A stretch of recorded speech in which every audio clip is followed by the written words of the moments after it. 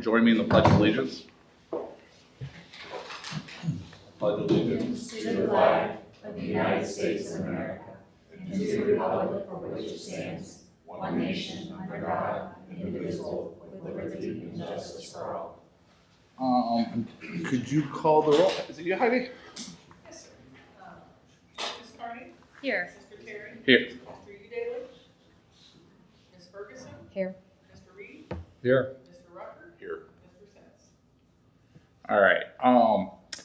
Before we have a motion to approve the work session agenda, I motion to amend the agenda to remove the alley closing for Medici and Troyer. The reason why is we are going to proceed with the alley closure, at least discussing it and potentially voting on it, but we're going to move it till Monday. Mr. Lafayette would prefer that it's handled as an easement as opposed to a contractual basis, just because it's a little easier to enforce. So I guess I would welcome a motion to approve the agenda as amended. So moved. Second. Mr. Rucker, you seconded that? Yes. Okay. Mr. Terry? Yes. Mr. Udalich? Oh, sorry. Ms. Ferguson? Yes. Mr. Reed? Yes. Mr. Rucker? Yes.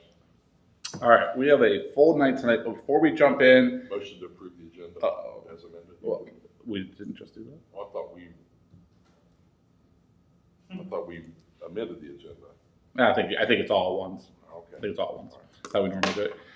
So we got a full night tonight, but before we start, I just want to thank Ms. Brill and everyone for the Uptown Redesign pop-up. I know there are others that are coming, some cool stuff out there, some very interesting things. For anyone that's not aware, we are going through kind of a comprehensive plan for the Uptown area, so like we've done the whole comp for the whole area. Now we're doing a smaller one. Some great ideas. And like I said, I know there's other pop-ups to Ms. Brill from the hallway. Do you happen to know what any of the other pop-ups are? We will be at the farmer's market tomorrow. Farmer's Market tomorrow for anyone that wasn't able to see this and watches on the video. So thank you for that. And then the main piece of work for us this evening is around the Parks and Rec Roundtable. So I kind of explained this a minute ago, but normally we only accept conversation from the audience and from the public in when they are called upon or they sign up for visitors. But we're kind of inviting the entire Parks and Rec committee to speak and members of the administration on the Parks and Rec. So it might feel a little more loose than normal, but that isn't something that's not a precedent that we're setting. That's really simply just for this roundtable. So if anyone's here to, is from Parks and Rec or wants to talk about the Parks and Rec, either chime in or, be called upon. I don't know. The mayor won't gavel you, I promise. And with that, I think we'll turn it over to you, if that's all right. Yeah, no, that's fine. I'd like to start, I'm Linda Granger, I'm the Parks and Rec Director, and I'd like the folks from the Parks and Rec Committee to introduce themselves so people know who they are. Excuse me, I'm Katie Corey, and I obviously serve on the Parks and Rec. Justin Giammo. Eli Abrams, Parks and Rec.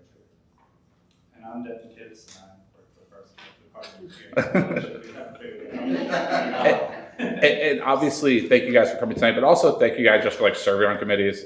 We've all served on committees. We understand it's a volunteer approach. So thank you very much. Mr. Sens has joined us. Could we just reflect it in the minutes? All we've done is approve the agenda and kicked off the meeting, so you haven't missed much.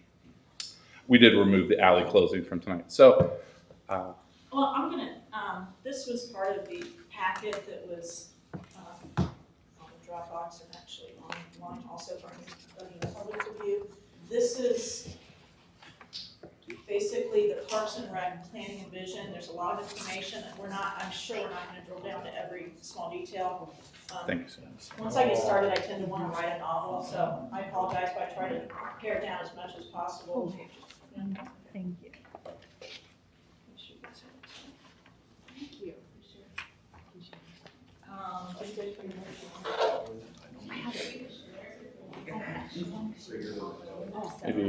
Maybe share it too. It's easier to look at than trying to scroll on your phone. I was thinking maybe share it too. Sorry. It'll be reflected in your review. Part of my annual review. It'll be As Mr. Terry said, I don't want this to be me standing up and presenting. I want it to be more like an open discussion between council and the Parks and Rec Committee concerning all things of Parks and Rec. I just basically what I try to do and what we try to do within Parks and Rec as well is try to work on, right now we're currently working on our CIP plan. But it's challenging to work on the CIP plan until we have, I think, a really solid vision and input from council actually. Because what we don't want to do is just force feed our thoughts and our processes. We want that back and forth dialogue. So thank you for doing this. This is really, really important. I think that the main thing, I'm going to skip over a few things, but the main thing for the vision of Parks and Rec is we want to create and maintain parks, rec facilities, trails, and programs we are proud of as a community. You can see that I emphasize that. I think that's very important. We want to continually improve and expand offerings. We're going to use the Parks Master Plan as our guideline, of course. And then we also want to make sure that we do budget to update that Parks Master Plan because as we know, things are constantly changing and evolving. It's a guideline, but it's not stagnant. So we need to make sure that we keep that updated. That's something we can talk about a bit further. We also want to define and create funding mechanisms. We really, in order to have quality parks, in order to gain more parkland, and to take care of the facilities we have and to improve our facilities and programs, we need to really discuss some funding mechanisms.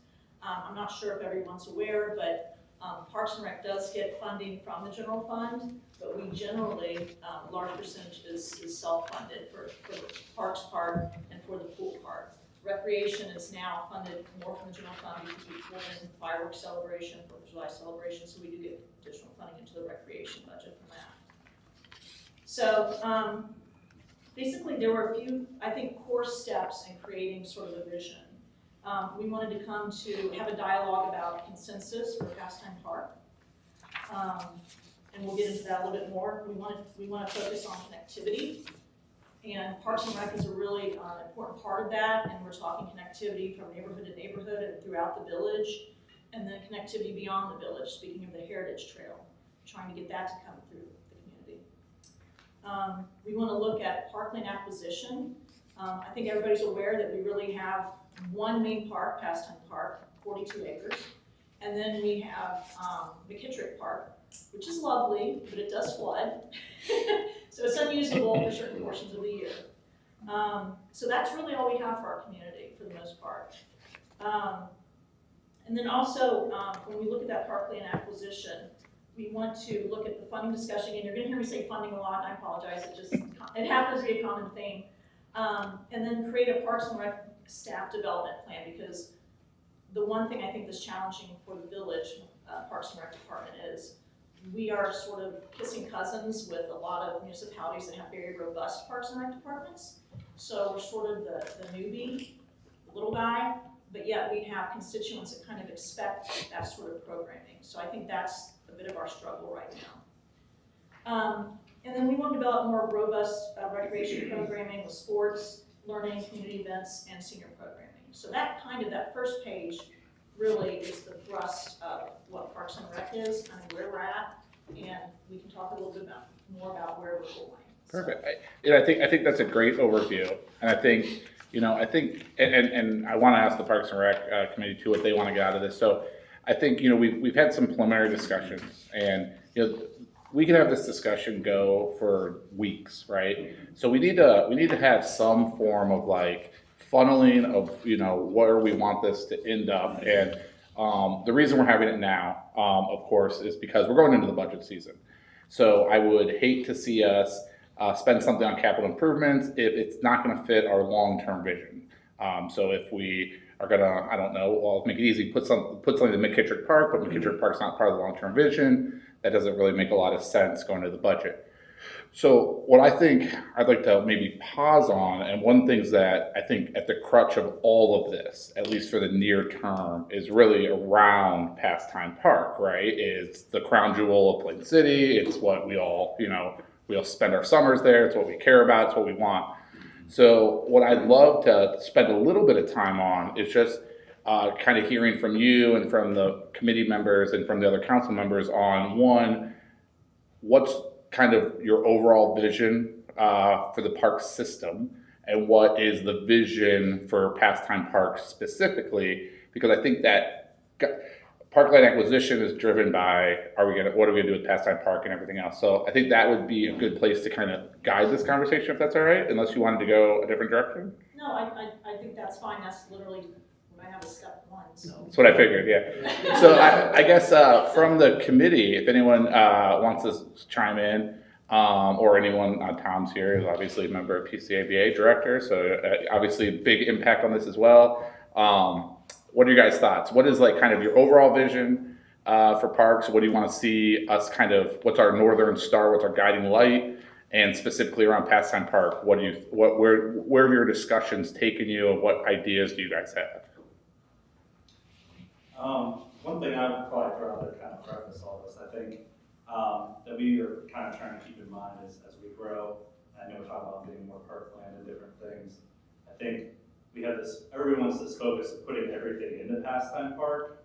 And I think we need to kind of expand our thoughts to include maybe some of these things don't have to fit into there. We can try to find other areas for them to go.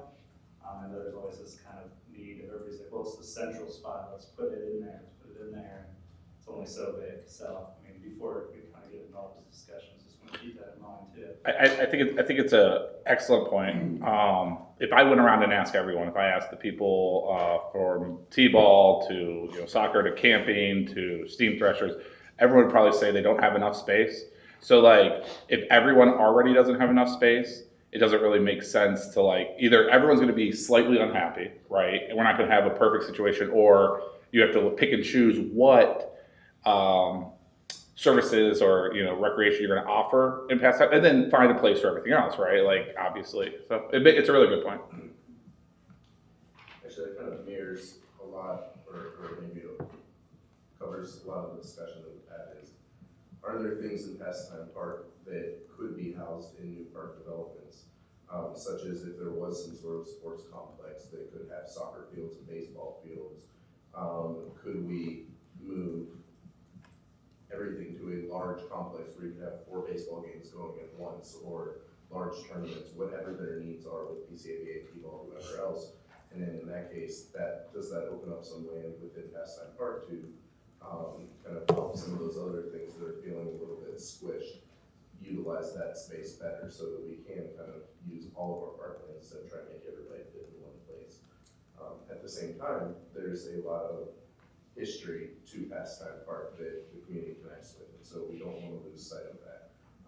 One of the baseball fields in particular was donated land, and if you're going to take all the ball fields out, probably should consider leaving that one in as maybe for special events or something, because it's part of the feeling of Pastime Park. Just something to think about, right? At the same point too, some of the facilities at Pastime Park need a little bit of capital influx, if you will, right?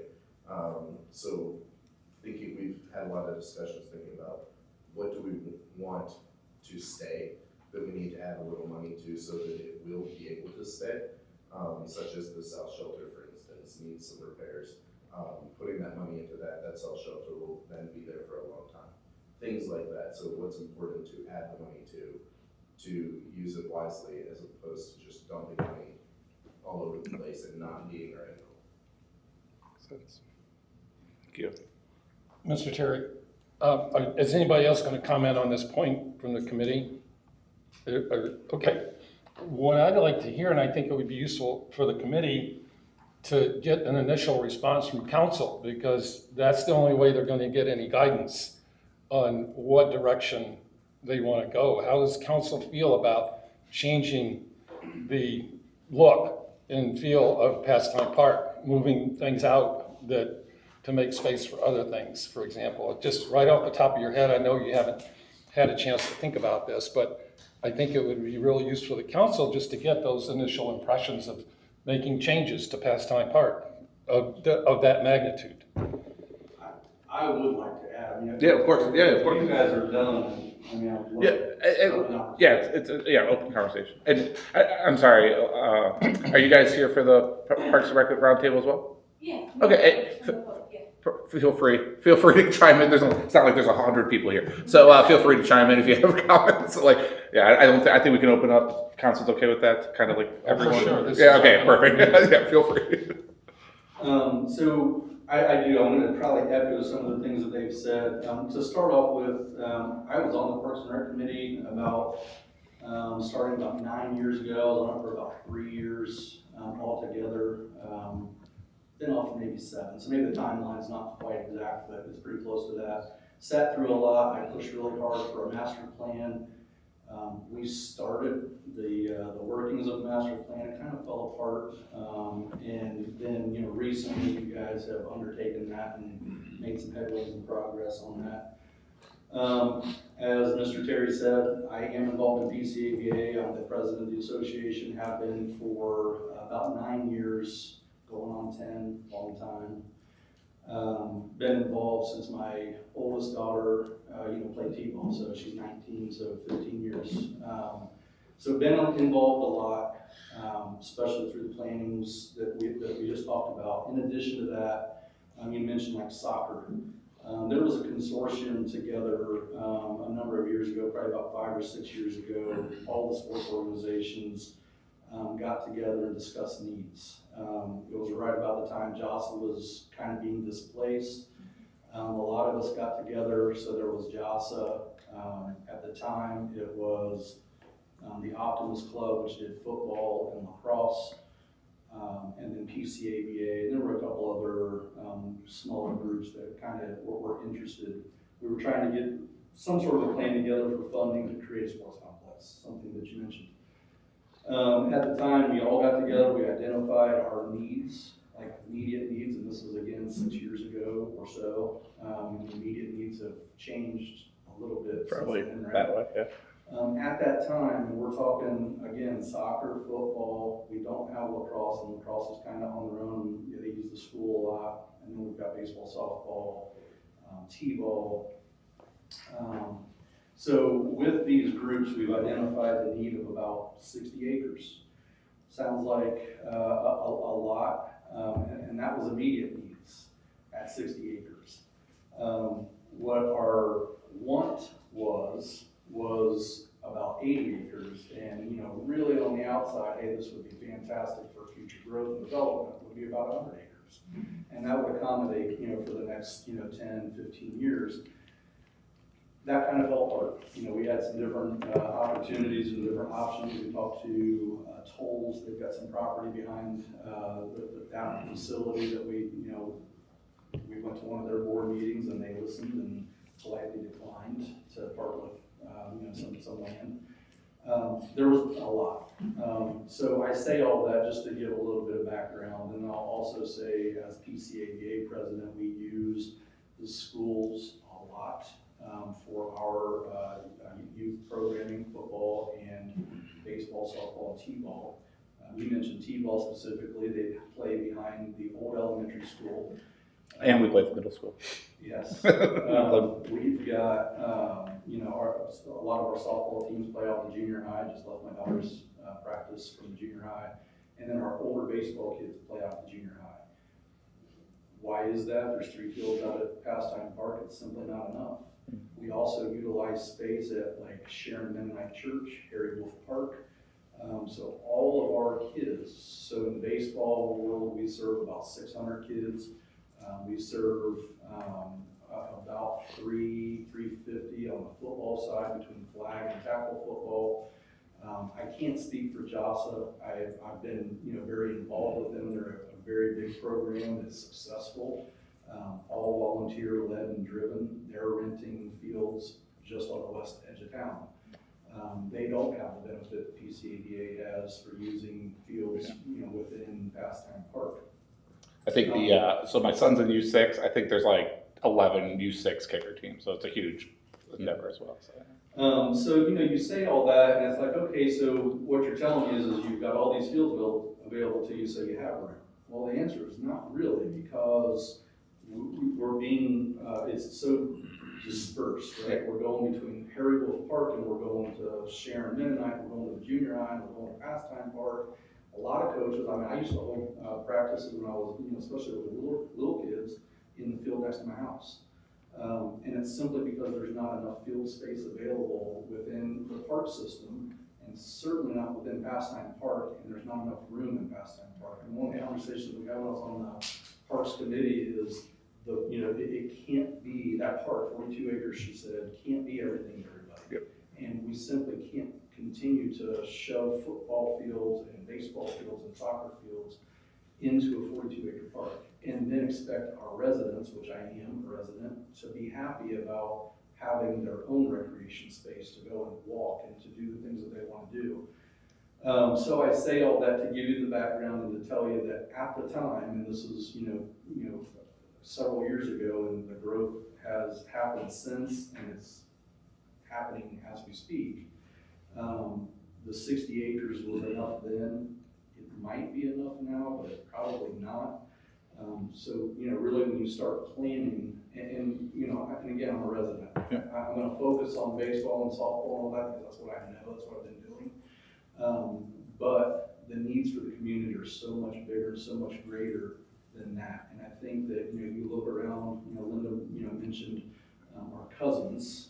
So when she says that, she talks Dublin and Hilliard that have tremendous park and recreation programming. They've got more space probably than they know what to do with from a realistic aspect. We can go on to fields over there, like Gallery Fields. There's fields over there, and you can get on them just about anytime you wanted to because there's space available. In the summer, and Linda's, thank goodness, been unbelievably supportive of PCABA. She came to me probably 3 years ago and says, Tom, I want to do adult softball. Really want to be able to offer that to our residents. I think that there's a market for it. I said, Linda, that's great to do on Sundays because you can't do it during the week because all of our teams are there. If you go and do adult softball on Wednesday night, you've just displaced children who don't have the ability to bike or walk to the park to play their game. Adults have the ability to drive to Dublin or to Hilliard to play softball. I know that's a little bit callous, saying, hey, forget about the adults because I would play adult softball here if we had space. My opinion was, and I think that she agreed, was I don't want to displace the children.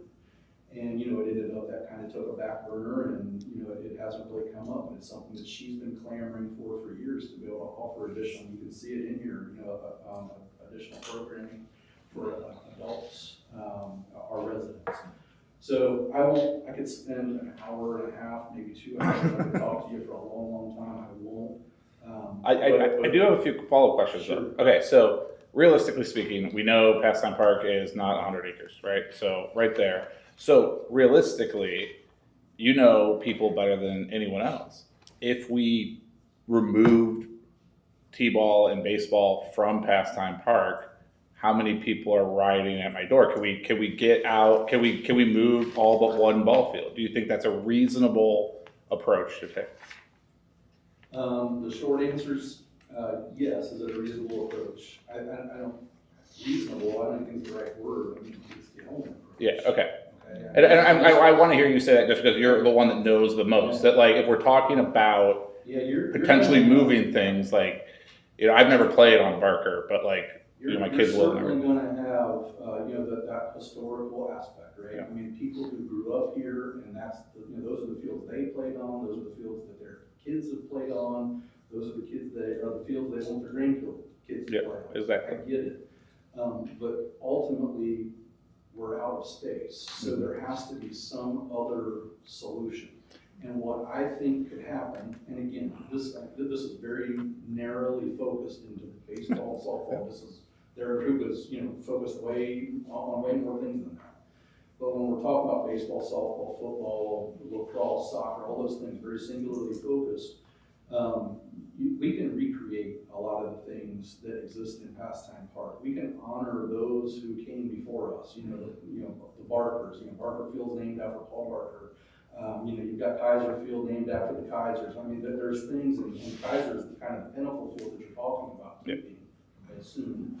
And those are things that could stay. You could keep Kaiser Field and you could make that the pinnacle. We could spend money and really, make that the field. And then when we have our our championship games, through our rec tournaments or through, travel tournaments that we host and things like that. That could be the field. It's like, hey, we're gonna go to that field, and that's gonna be really cool. We could really do that.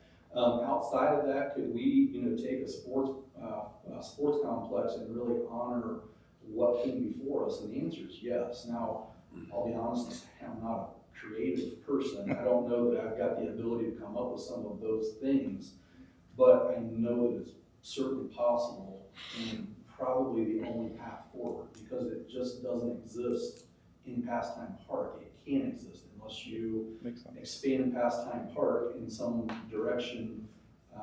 It's just not gonna happen. Tom, have you, in your estimates, accounted for more than probably doubling the number of kids you're serving in the future, and really the short future? I mean, you mentioned 350, and that's based on current population. Did you? That was 350 in football. Okay, sorry. We're over 600 in baseball, Okay, softball, and all right, so that's based on current population. Population's gonna double. Okay, you're gonna have arguably twice as many kids to serve, or more, because this is gonna be all young families pretty much coming in here. So does that 100-acre estimate with the number of ball fields and activities that you're thinking about for a sports complex still hold? I'm thinking it probably would, so just say. yes. Yeah. 60, I think that you would probably be pushing some limits. I mean, certainly we can, dive deeper into numbers and the space needs and so forth as you guys get, more committed to Okay, let me ask my follow-on then. I don't think there's recently been discussions about a joint sports complex with other jurisdictions around here. I think there was at one time. Is that a viable possibility still, or is that just your experience tells you it's not going to work? So maybe I'll let Linda answer this, but I'll say, that was discussed a number of different times in the past, and really the primary purpose is to capitalize on the areas that don't sit in Plain City proper. Okay, so as an example, the school district is very large, and that's who PCADA serves. So the school district, if it's serving Cannon Township and Jerome Township, as well as Plain City proper, as well as some of the other, adjoining areas, those are the areas that we serve, because we serve the school district. So I guess ideally, that if we're talking about a sports complex and we're talking about joint recreation district, ideally, maybe we capitalize by involving them, and I don't know exactly the mechanisms that go into that, from a funding standpoint. Yeah. Do they have to go and put levies on so that they can support whatever responsibilities they may have to that joint recreation district? Maybe. Does the townships themselves already have funding that is unused that they should be using somewhere in recreation? I don't know. I don't know the funding system or the taxation system for townships. I just don't know how that works. I know in the municipality, we have income tax and we have property taxes and we have, different taxing mechanisms that provide funding. And that's, I guess, for you guys to engage at some level. But yes, it has been talked about. It hasn't been explored from my knowledge. Linda might have, a better answer, but really to take that first step and say, hey, let's go and approach, say, Jerome Township trustees. Let's go and approach the Cannon Township trustees and say, Darby Township trustees, and say, hey, all of your residents use our park system. All of your residents engage and participate in the youth sports activities that are programmed for that. We, really are busting the seams, and we really need this to be a group and a joint effort to accommodate, to satisfy everybody that needs to be accommodated and satisfied. Now, it's really not that simple, because now you've got 3, 5, 6, 10 different entities that are contributing financially, that then want a seat at the table, that then want to just, decide it goes this way or goes that way. Maybe they push, for different things than what Linda wants, or they push for different things than what Denton wants, or different things than what you want, or different than what PCADA wants. I mean, there's so many different moving pieces to that, and it's not simple. I will say, I'm on planning and zoning, we talk about, a lot of, through developments, these developers, they like to donate, they're required to donate, parkland. And that's great for that neighborhood, and it's needed and necessary for that neighborhood. But a lot of times we run into where the developer wants to donate, this 5 acres, and they're like, oh, great, put a ball field over there. And the reality of that is it's not feasible. And the reason it's not feasible is that, PCABA thankfully enjoys the use of Pastime Park for a mere $1 a year. But because of that mere $1 a year that we pay for the park, we do all the field prep, we do all the mowing, we do maintenance. We've added just in the last 2 years about $37,000 worth of lighting to Barker and Kaiser Field. It's certainly not perfect out there. There's a lot of work, that always will need to be done. But we're operating basically in the ball field area off of volunteer-fed participation money.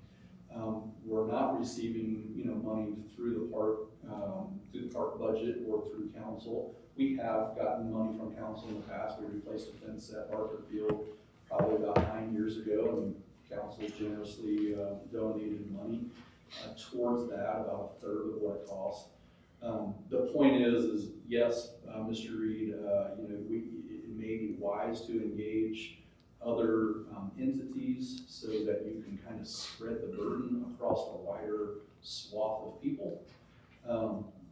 But it won't be simple, it won't be easy, and there will be certainly some challenges going forward from a management standpoint with the village. Yeah, and I completely agree with that, but I think devil's advocate, right? Just, we're having a nice discussion here, right? Devil's advocate of that is the taxpayers' burden of Plain City residents, of our constituents, would be subsidizing the Jonathan Alder School District. So while, I love the ideas, right? And I think, I see where Mr. Reed's coming from of I don't know how you balance that, right? Because you want to be good stewards. We want to be partners with our neighbors. We're sharing, these kids are sharing the same kindergarten classes and second grade classes. We don't want to be like, oh, but you're not in our baseball league, right? So we have to figure out a way, and I know that's just sports, and I do want to get back to the Pastime Park,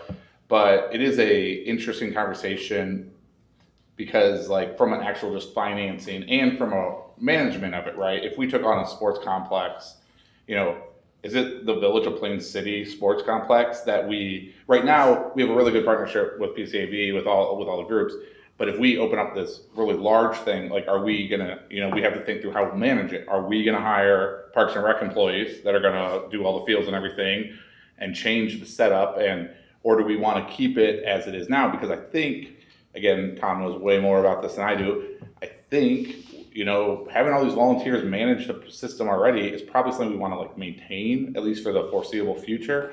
And we wouldn't want to try to, I don't know if the Plain City Park, I don't know if I envision the Plain City Parks and Rec running all of these orgs day one, right? It's you'd want to keep these institutions running using Plain City Village facilities, which then becomes a whole taxpayer thing.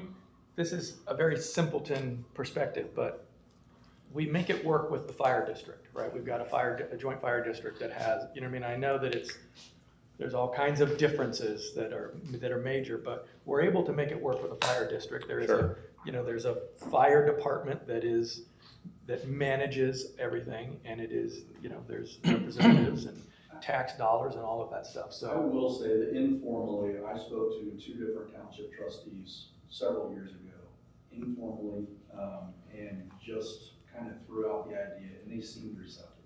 Okay. So I believe that when the problem is presented to them, it's identified, and they see.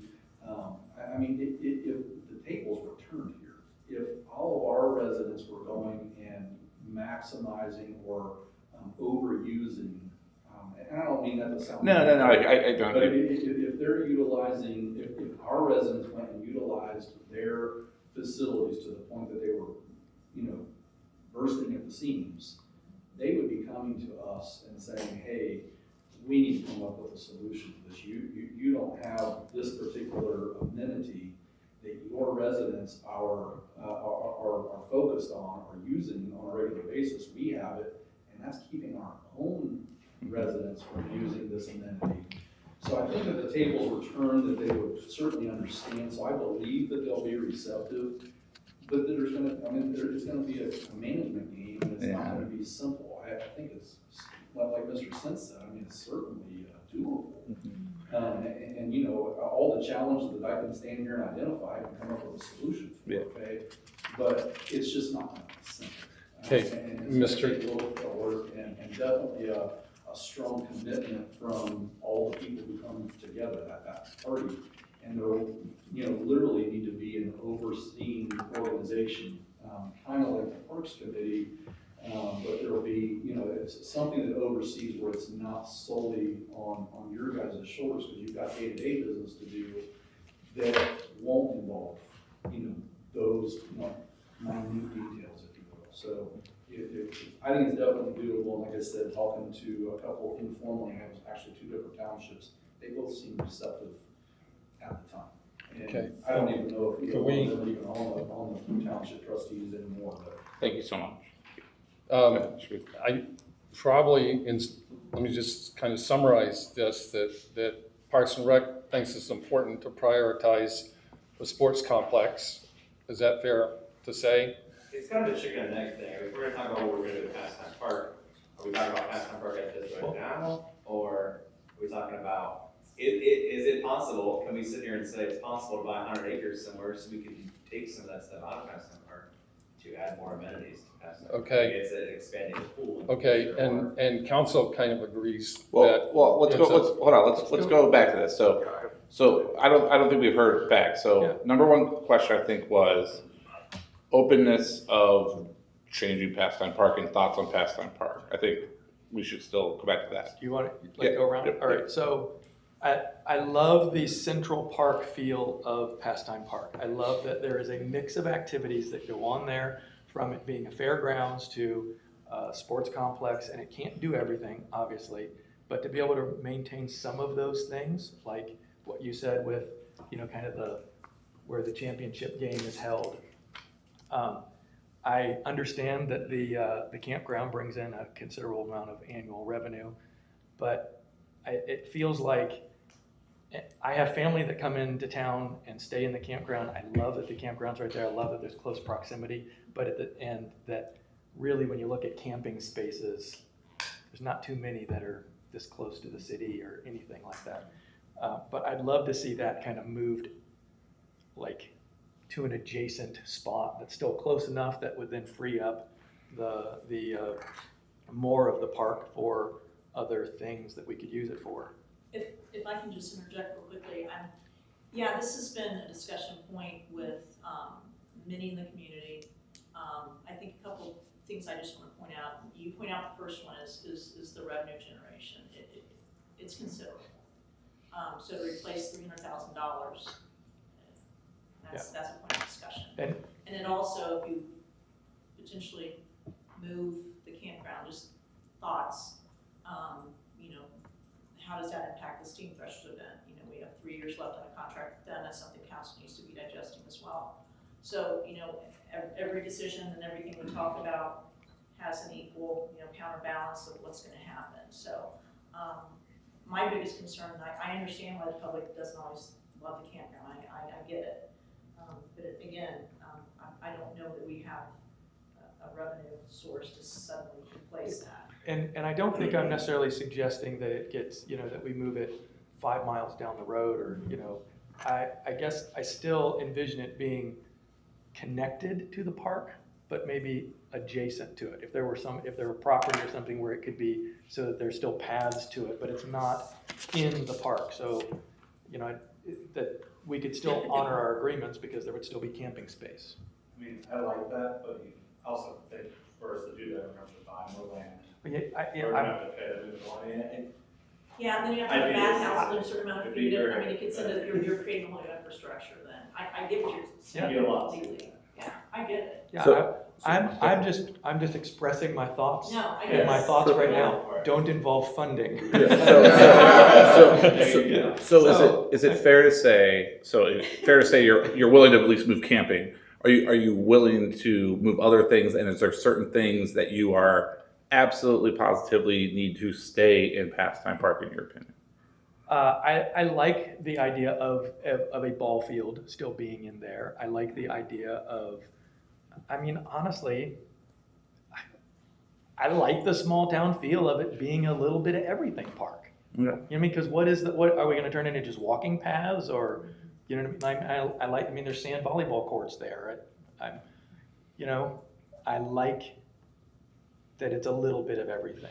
As long as it's not too much of it. Right. It's a little bit of everything. You can do a little bit of those things there. We can't have a huge fair. It's not a huge fairground, right? Can I ask a clarifying question? Yes, So you say a little bit of everything, and we just discussed, in a perfect world, we'd have a sports complex, but we'd want to keep Kaiser Field maybe as a pinnacle field. Yeah. Would one field instead of 3 at Pastime Park fit your dream? Yes. Okay, Yeah, thank you. absolutely. Yeah. Perfect.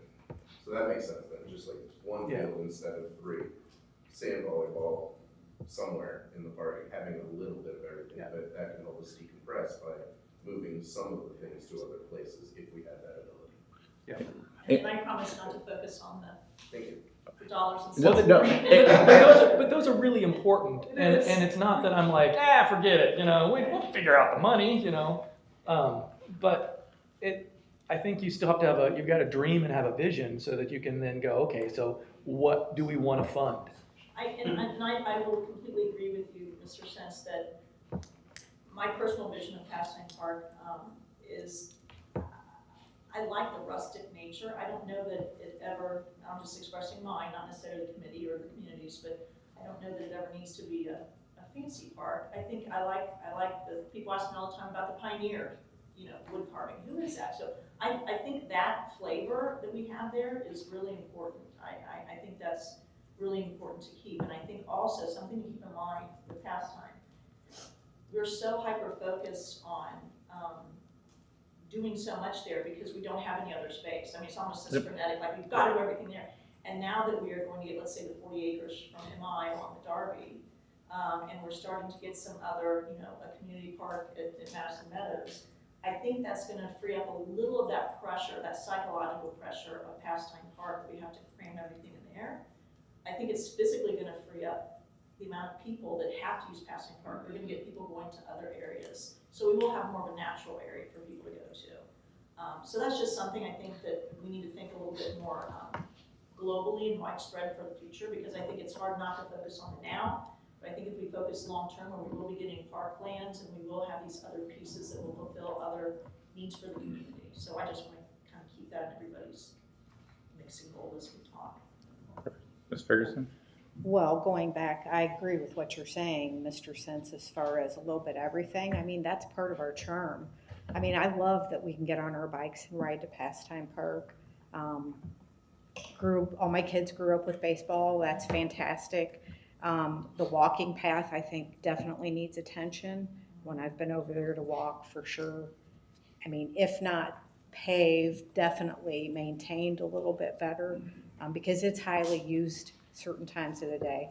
One thing I would ask Mr. Kitts and Miss Granger is that during the summer, during the day, are the ball fields utilized by kids on their bikes? Do they come over and jump on the fields or anything like that? I was just curious, because when we were kids, that's what we did. But that's what I was going to get back to, at least one ball field, if not a couple ball fields. I can answer that a little bit. A couple of things. We have a lot of educators that happen to be baseball coaches. So a lot of our coaches will have those afternoon or mid-morning practices. So they're used that way. I do see kids, I don't want to say at all times of the time, they're always full, but certainly there's that pop up, hey, let's go over to the park and I'll pitch to you and you hit. And usually it's the, probably kids are a little bit too old to be playing on Kaiser Field, but they want to hit the ball over the fence. Right. So they'll be Right, there and, just, throw the ball and hit each other, or hit the ball over the fence or try to. And then the last piece of that is, like I said, we take care of like the mowing and lining the fields and dragging the fields and all that. And our maintenance staff does that a lot during the day. So some of that, they might get displaced if you go up Right. and ride your bike up to, get on the Kaiser field. There was a game there that night, so they have to do that. But yes, those fields are utilized, and it's not like it's round the clock, but they're utilized. a Right, lot. because I love the thought of a centralized location too for adults to have co-ed softball leagues, wiffle ball tournaments, the volleyball. I would love to see those kind of programs in the future when it's possible. It's not right now. But definitely to be able to take advantage of that. To me, Pastime Park is an amenity for our residents. And I really don't, I think it should be things that our residents would use. Well,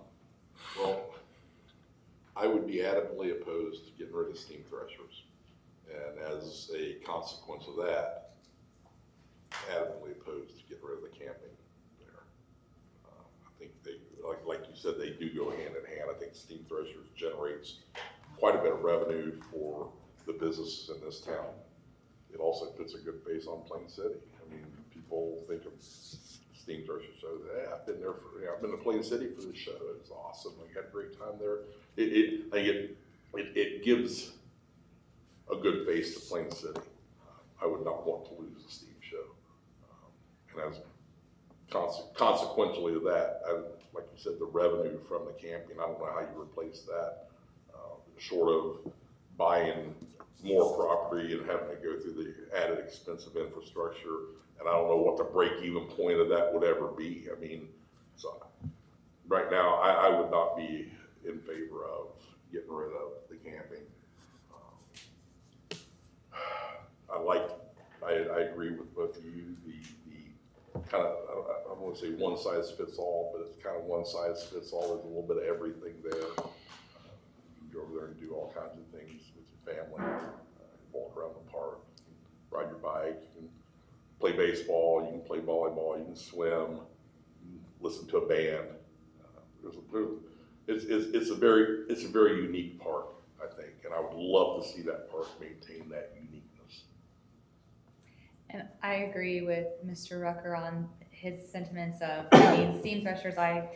My family and I came to Plain City 19 years ago to check out the steam show, and and the question that we get over and over is, we're going to lose our small town identity, and having something like Pastime Park is a way that we can keep our small town identity, that tight knit, where there's something. Now, I do agree.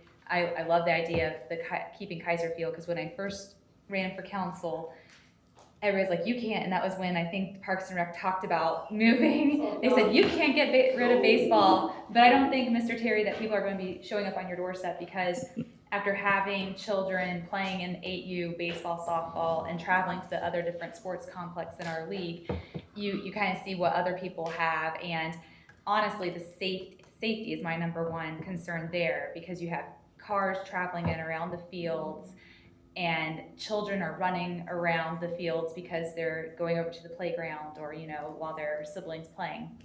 So I think that being able to keep Kaiser Field as the epitome of small town community baseball program, still in the park, where maybe you could put some adult leagues on there, is perfect. I would urge to look for those 100 acres somewhere to start putting that in a plan and process to have something that's easier for parents and spectators to park and safely walk back to the fields. Kind of like Concord Township, if you've ever been up to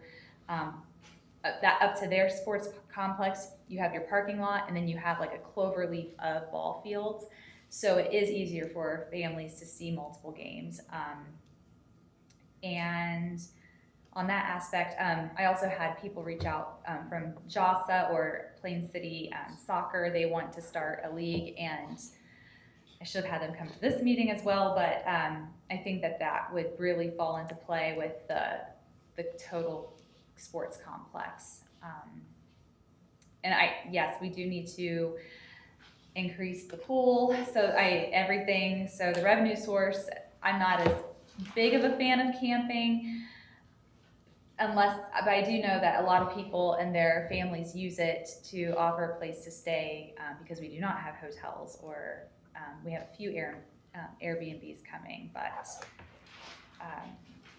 that's kind of where I'm at with it at the moment is where we replace it. Can I amend mine? I just want to say, one of the things that becomes evident when multiple things are happening in the park is safety. Mm-hmm. It just, during the Bluegrass and Barbecue Festival, that the stage and all that space was used with food vendors, and there was something happening with baseball, and cars were driving back through where it was now a pedestrian space, you know what I mean? And so it was kind of like that mixed use gets in the way, and so we've got to have a better way, so if we keep a field, we can't allow parking right up, we got to separate parking from the usable walking pedestrian space. I think that's a consequence of having it park do double duty as a fairgrounds activity center. There's way more roads in that park per acre than you'll find in any other park that I've ever been in.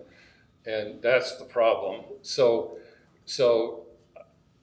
I think maybe from my perspective, I'd like to see Plain City Pastime Park, what I call the Emerald Jewel Plain City, be a park, okay? A typical park, not so much a fairgrounds, although activities, it's a nice activity center.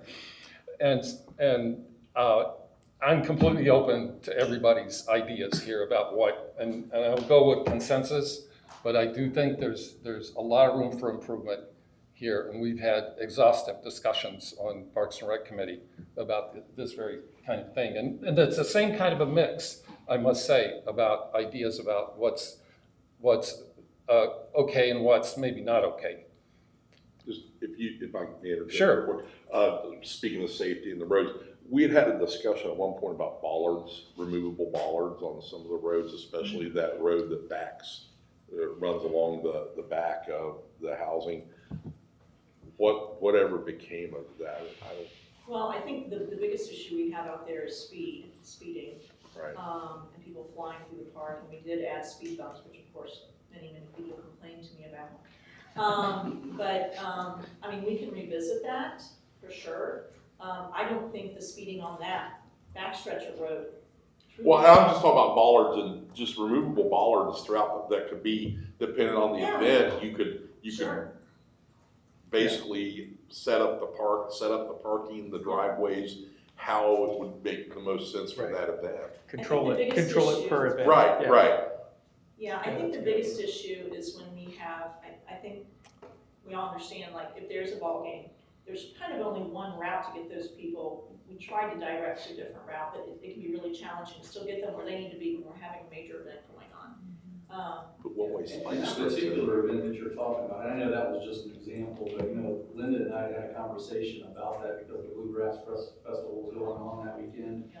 And that was actually an effort to help a neighbor, which was West Jeff. They had a tournament that they had experienced rain with, and they had gotten rained out of their fields, and they called us and said, hey, do you have any way, because we partnered with them through our rec leagues, and there was like, is there any way that we can use your fields? And so Linda and I had a conversation. She was really troubled with the traffic pattern, like you mentioned, and we did the best with it that we could, because we had to come in through the north entrance of the ball fields. Yeah, and was the desire. Certainly not complaining and saying that was a fiasco or anything like that. It just as event was happening, and I was like, this could be a problem. Yeah, I guess I just wanted wasn't, council to know that Linda, did have a conversation about, and then safety was the main concern with that, because there was going to be a large amount of foot traffic around the Bluegrass Festival. So, she hesitated, and we kind of came up with a plan that we thought would work, and ultimately it did. But there's always going to be those people who sneak past and go a certain direction. I think what's really important, and I appreciate, and I we're not done here, but, as we talk about the growth happening, we realize that we are getting a lot of pressure from developing townships around us. It's putting pressure on village amenities and recreational programs, sports leagues, everything.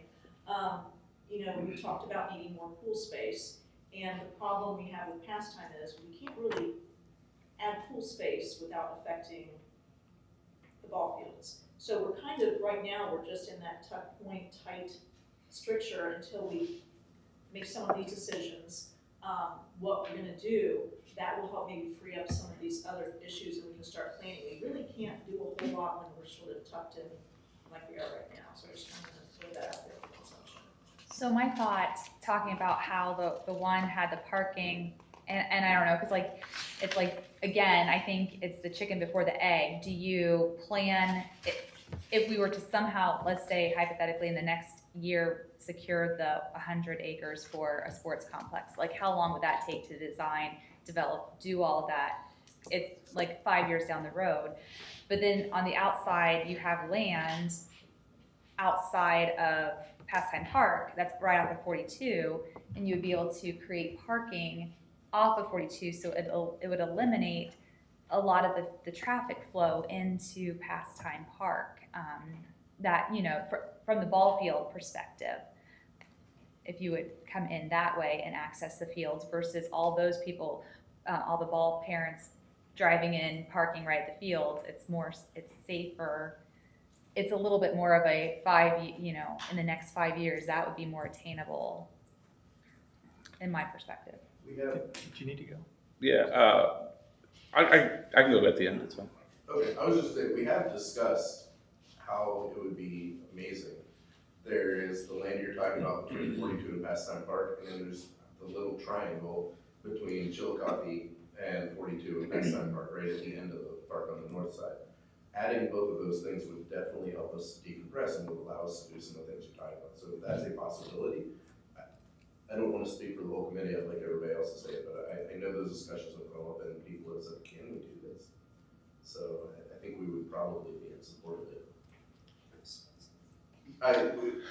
No one said finance, somebody said finance, yes, that's very, So- that land against 42 that you're talking about, I believe is zoned commercial, which means it's pricey, So, unfortunately. so I'll go for a second. So Pastime Park to me is overutilized, obviously, but underutilized at the exact same time. And there are some elephants in this room that I will probably disagree with some of my fellow council members on.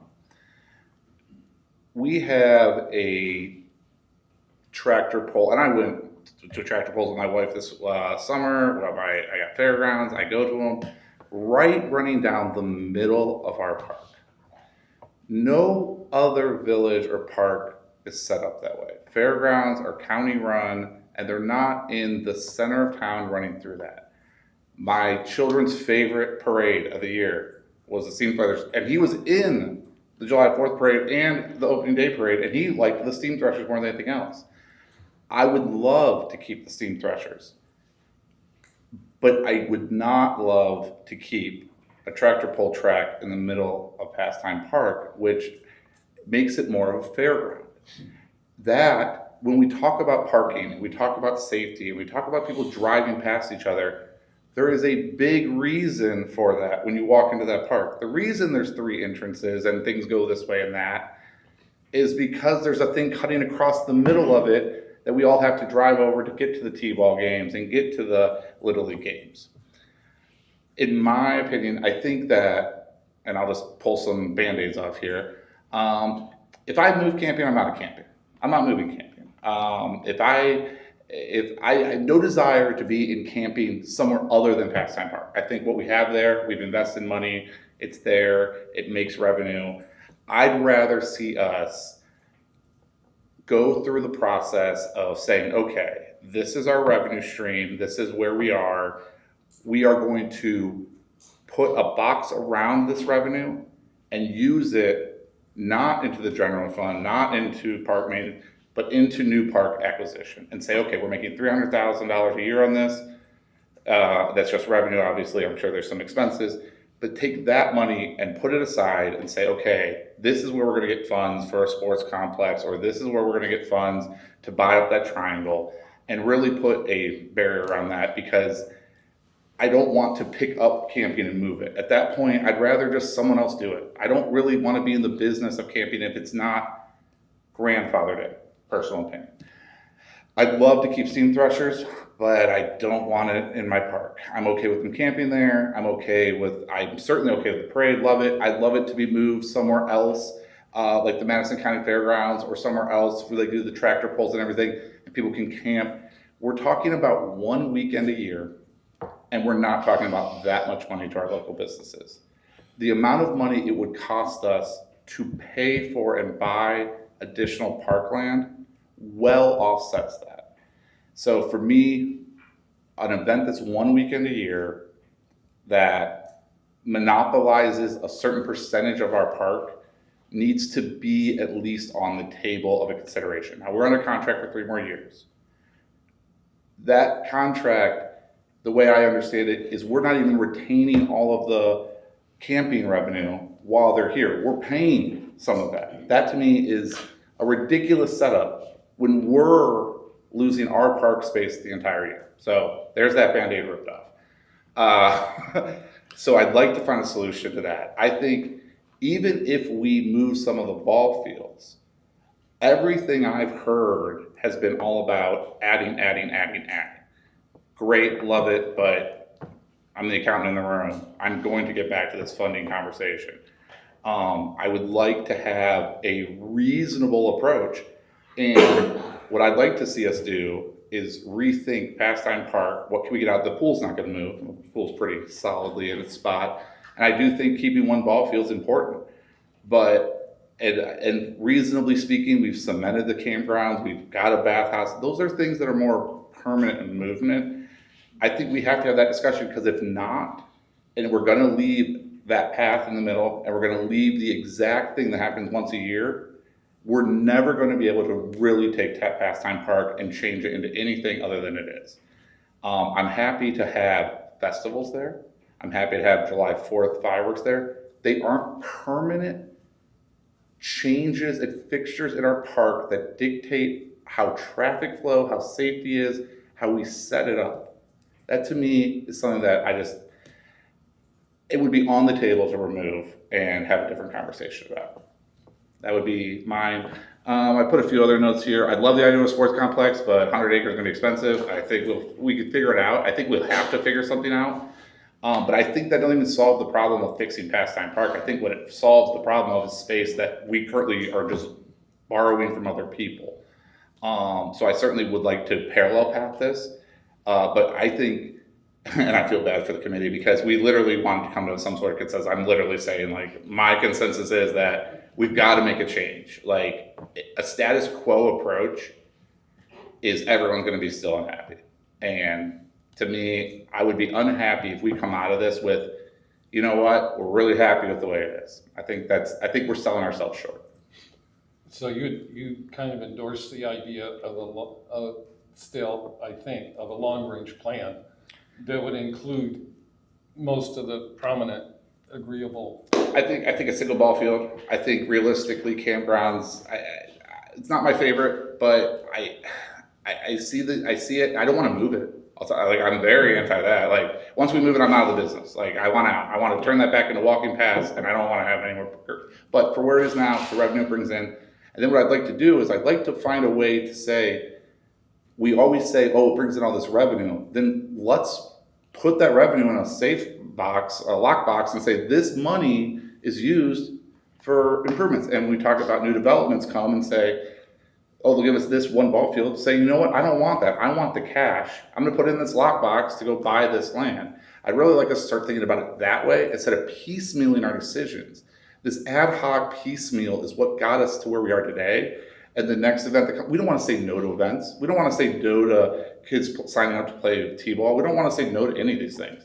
But that's not realistic, because at the end of the day, we all won't be fully happy. And so for me, I think we have to have a real conversation about a redesign that includes like parking like you guys talking about. I love that idea, that triangle be the parking and then the rest being grass.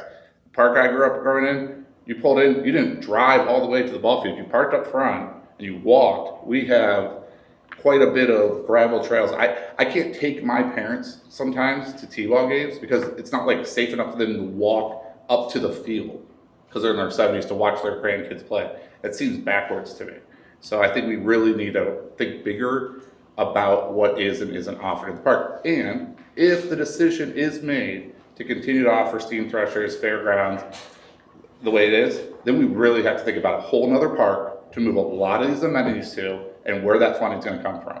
Because I don't think ever it's going to coexist in a meaningful way that's going to make a lot of our residents happy. So if the decision's made to keep the fairground portion, to steal Mr. Reed, I think you have to start thinking different and say, okay, well then all the money, I want to spend it over here. I want to lockbox this and spend it for the sports complex, spend it for these walking trails, spend it for these things.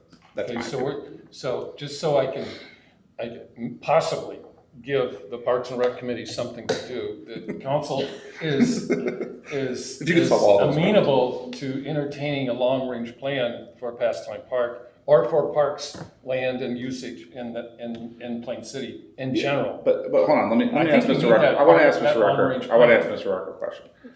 Is there a steam threshers without the like tractor pull area in the middle of Pastime, or once that's removed, do you, in your opinion, and there's a ton of people that share your opinion, clearly. Right. Once that's, if we said we want to keep the camping, we want to keep the parade, but we want to be able to redesign the use of the park, do you think? That's pretty much, The largest. that's one of the biggest Yeah. parts of the whole show. That's what I think. I just want to make sure, and I'm just trying, and That's that the biggest revenue is the truck pulls. not for me. It's not my revenue. It's not Village of Plain City's revenue, Like, so. there's a I'm couple for the thousand show. people at the show on It's a what I would Saturday. get, it's what I would get to. That pay to come to the steam threshers specifically for that, yeah. And do they pay the Village of Plain City? No, but they stop at restaurants on their way out of town. They But stop. do they pay the Village, but they're using, I guess Mr. the Rucker, business Mr. is Rucker, what Mr. Rucker, matters. I respect the hell of it, and a ton of people share that opinion. I said I was gonna rip off my Band-Aid and say my part of it, and that's where I was coming from. The essential conflict here is. Go ahead. Sorry, Linda. You can correct our mistakes, statements. Well, I want to say two things because I have been accused of not wanting steam threshers there. Absolutely not the case. I'm saying that publicly. Kaylee might have. Don't worry, she's already got my statements written down. It'll be. Next newsletter that comes around, you guys will see, it'll be, In the Parks Master Plan, the consultant did point out with Pastime Park, he said, because I think at the time we challenged him, hey, maybe we could do schematic and re-envision the park. He said, you cannot. He basically put in the Parks Master Plan, you cannot because you have ball fields that are there and you have a once a week event that determines basically the park. And he wasn't being negative or positive, he was just saying, this is your reality. So I guess my question would be, if we're thinking maybe a bit bigger globally, kind of not worrying about money, but kind of worrying about money, is there a possibility to move the pulling track, to do something with it, to camouflage it, to get it out of, because I agree with you, Mr. Terry, it's we're used to it, I'm used to looking at it every day, but I have people come in from out of town, like, what is that ugly mess in the middle of your park? I mean, that's just the reality, it's unattractive. So I'm just wondering if there's an in-between point where you're not saying we're getting rid of that event, but maybe you're just envisioning that track from somewhere else. I don't know. yeah, sure, not replaced, perfect, just not where it is. So let's pause right there and turn it back over to the residents. There's some residents that haven't spoken. I'm sure there's things you agreed with up here, things you disagreed. What are you guys' kind of thoughts, like generically speaking? I've just written down a couple of thoughts. One, I guess I would put it on the table. I agree that camping is a revenue, but I think that there's a lot of towns that don't have camping that have revenue, so I would just want that to be considered. The population, I heard a couple of comments about, we're gonna double our population and what are we gonna do? From what I understand with the census is that even if we double the population, we're still a city under 10,000 people. And so maybe the word complex all over is like, whoa, what is a complex? To say where is the money going to come from for a city under 10,000 people to build a complex? I mean, they aren't here yet. so, I agree that we need to give our residents things that they, amenities, but to say, what are we expecting of the residents right now? And then, maybe I would say, I with the complex, I apologize, I now understand who you are, but I've never met you before. Your comments of, we have to utilize the junior high or the high school or churches, or to say, maybe I would want a bit of that still to remain. That feels like a community, to say, I don't think that there's anything wrong with asking the Plain City Baseball Association to say, you're at Sharon Mennonite Church tonight. I think that that's a community. And to say we're gonna segregate everybody to a complex, I don't know, I guess I wouldn't want to lose that feel of a community. And then with the adult amenities, I've seen the volleyball, I'm out at the park a lot, I don't know if I've ever seen it played. So to say how much of that really is, are we building for a utopia that we think is going to be here versus what do the residents really want right now? So those are my thoughts. I do have a question, like when you're talking about like if you send, okay, this team's gonna be at Sharon Mennonite, do you have kids that have been in, like in trying to travel around? I mean, that's just me as a resident. I haven't gone through the baseball, but to say I would still want a community feel. To say I don't think that there's anything wrong with utilizing other, I'd rather them go to a local church here than have to drive to London or WestJet. So, but that's just me as an outsider not understanding the complexities.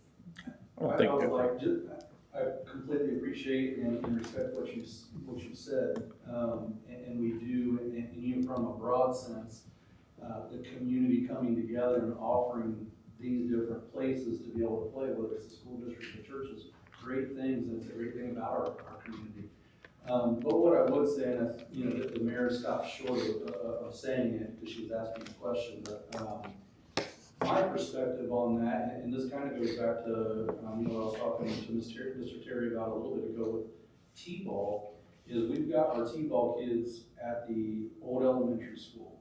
That means they've got zero interaction, zero involvement, zero connection to all of the people who are up at Pastime Park playing games. They've got no sense of what the concession stand is. They've got no sense of what playing under the lights is. They don't have that feel, they don't have that connection.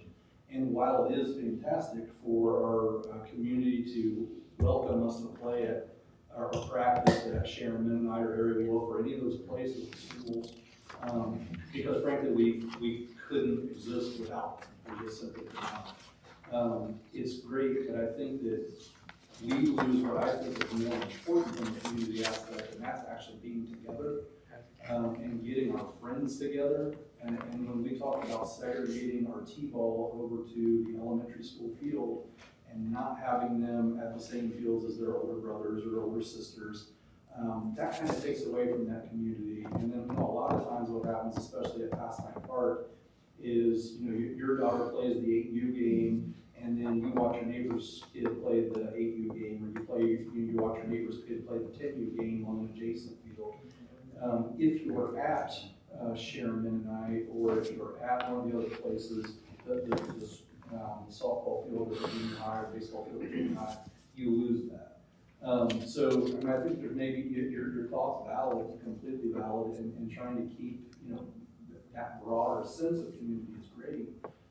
But really trying to focus or integrate everybody, I think, especially at a children's level, is probably more important. The kids want to be around their friends, they want to be around their peers, they want to be around the people that they're going to school with, the people that they go to the pool with. You get a little bit of that, like one team at a time, if you're out at Sharon Mennonite, but you don't get it like you do at Pastime Park, or where you would with a sports complex per se. To address your comment about 10,000 people, you're right. I mean, like how big of a community would support a sports complex? What does a sports complex mean? I would love for PCABA to have eight ball fields that I can play out, because I would use every single one of them on a regular basis. Football fields, I'd love to have 4 or 5 flag-size football fields. I'd like to have 2 tackle-size football fields. Soccer would, that they use probably 8 to 10 fields out where they're at. I mean, they would love to be able to integrate all that. So a sports complex where you generate all of that interest, you get all these people together, is a good thing. And if you need an example, Tip City has a sports complex. Tip City is about 10,000 people. When I was there, probably about 10 years ago, with my oldest daughter, they had a very, very nice sports complex, and they were less than 10,000 people at that time. So it does exist. There's definitely a funding, mechanism that needs to be figured out. And one last thing, and I was trying to get Mr. Terry to notice me there for a second. And this is no disrespect whatsoever to our, to council.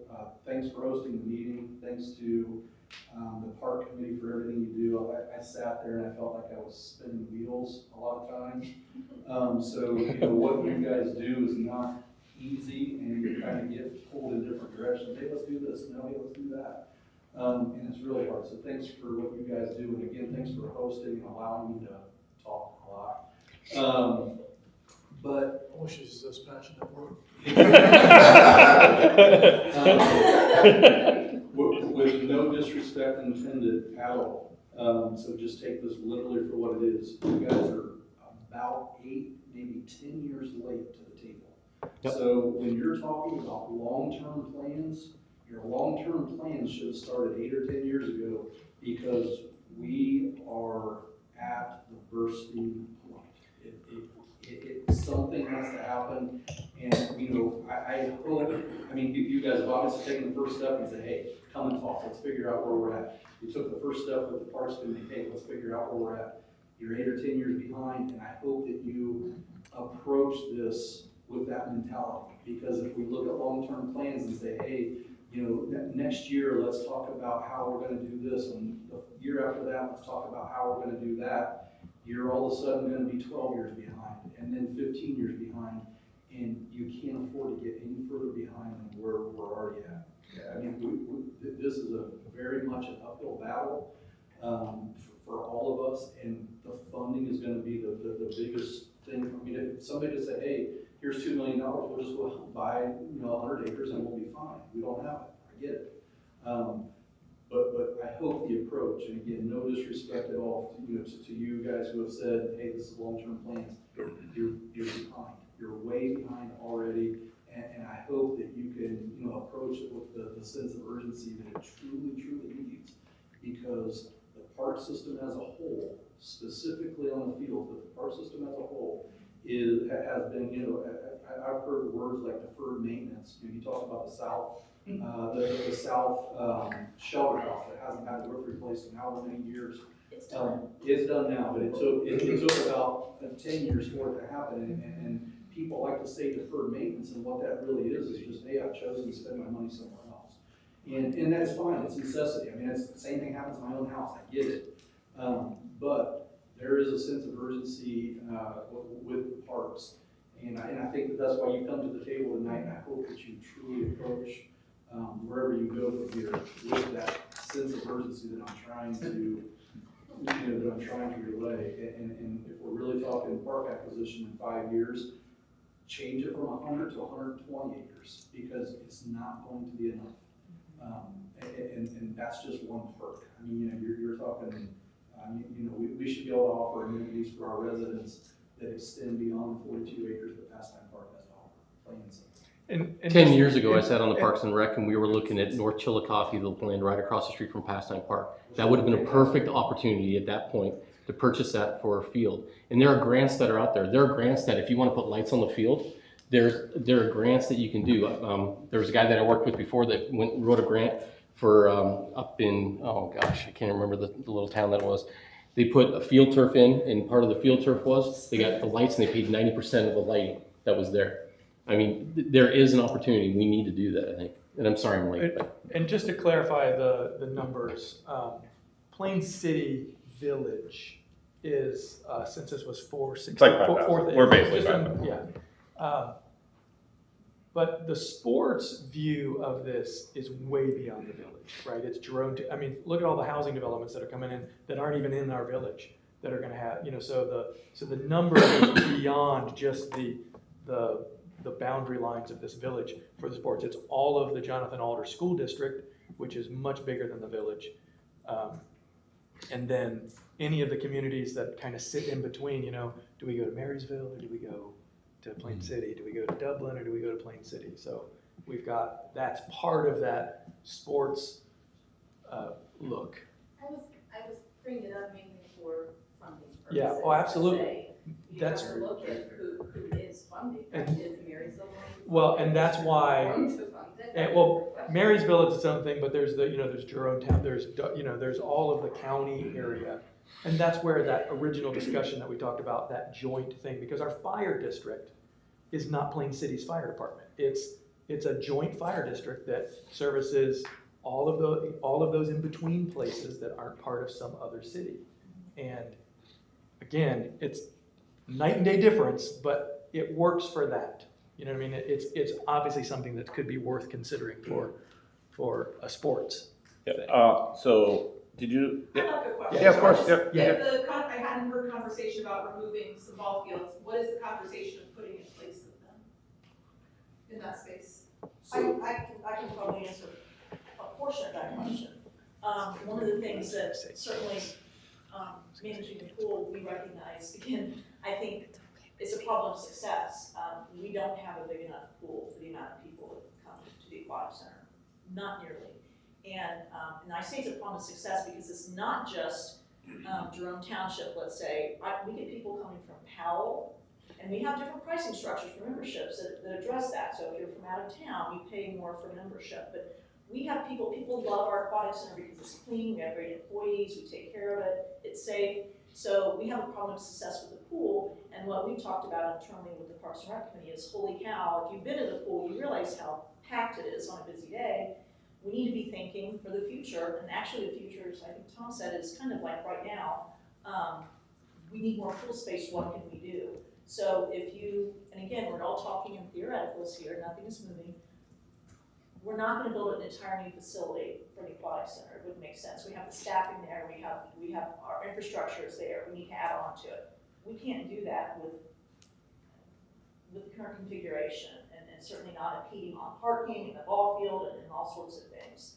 So that's, in my point of view, looking at where we add a pool, that would probably creep right over into there where the ball fields would be. So again, we can't really start cleaning for an aquatic center if we don't have the space to put it in. So that's one part that I would see definitely could go towards expanding the aquatic center.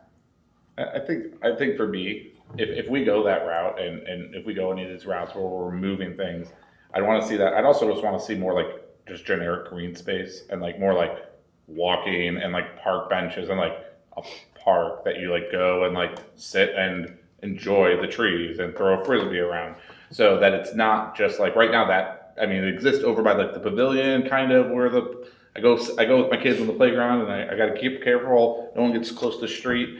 So I think I would also want that, like basically some of it nothing, some of it just like green space, some of it just like walking. If we're really removing, if we're gonna alleviate the stress of it, I'd like to see it not like over stressed again. I'd like to see it more breathe, have some like just green space, trees, and then like again, you could reconfigure and get rid of some of the roads and parking, clean up the parking if we remove things. If we leave it the way it is, it's always going to be as stressed as it is. And then that's where we have to really start thinking about full alternatives, which I think we've heard my opinion on. So how about you guys? Anything now that you've heard from council, what are your guys' kind of thoughts? I mean, to answer your question, I was kind of thinking the same things you were talking about, right? We have a major problem in the park right now with parking, right? Where do we put people and how do we safely get them in and out of those parking places, right? You go to baseball field or baseball games, right? You go to any other events in the park, people park wherever they park.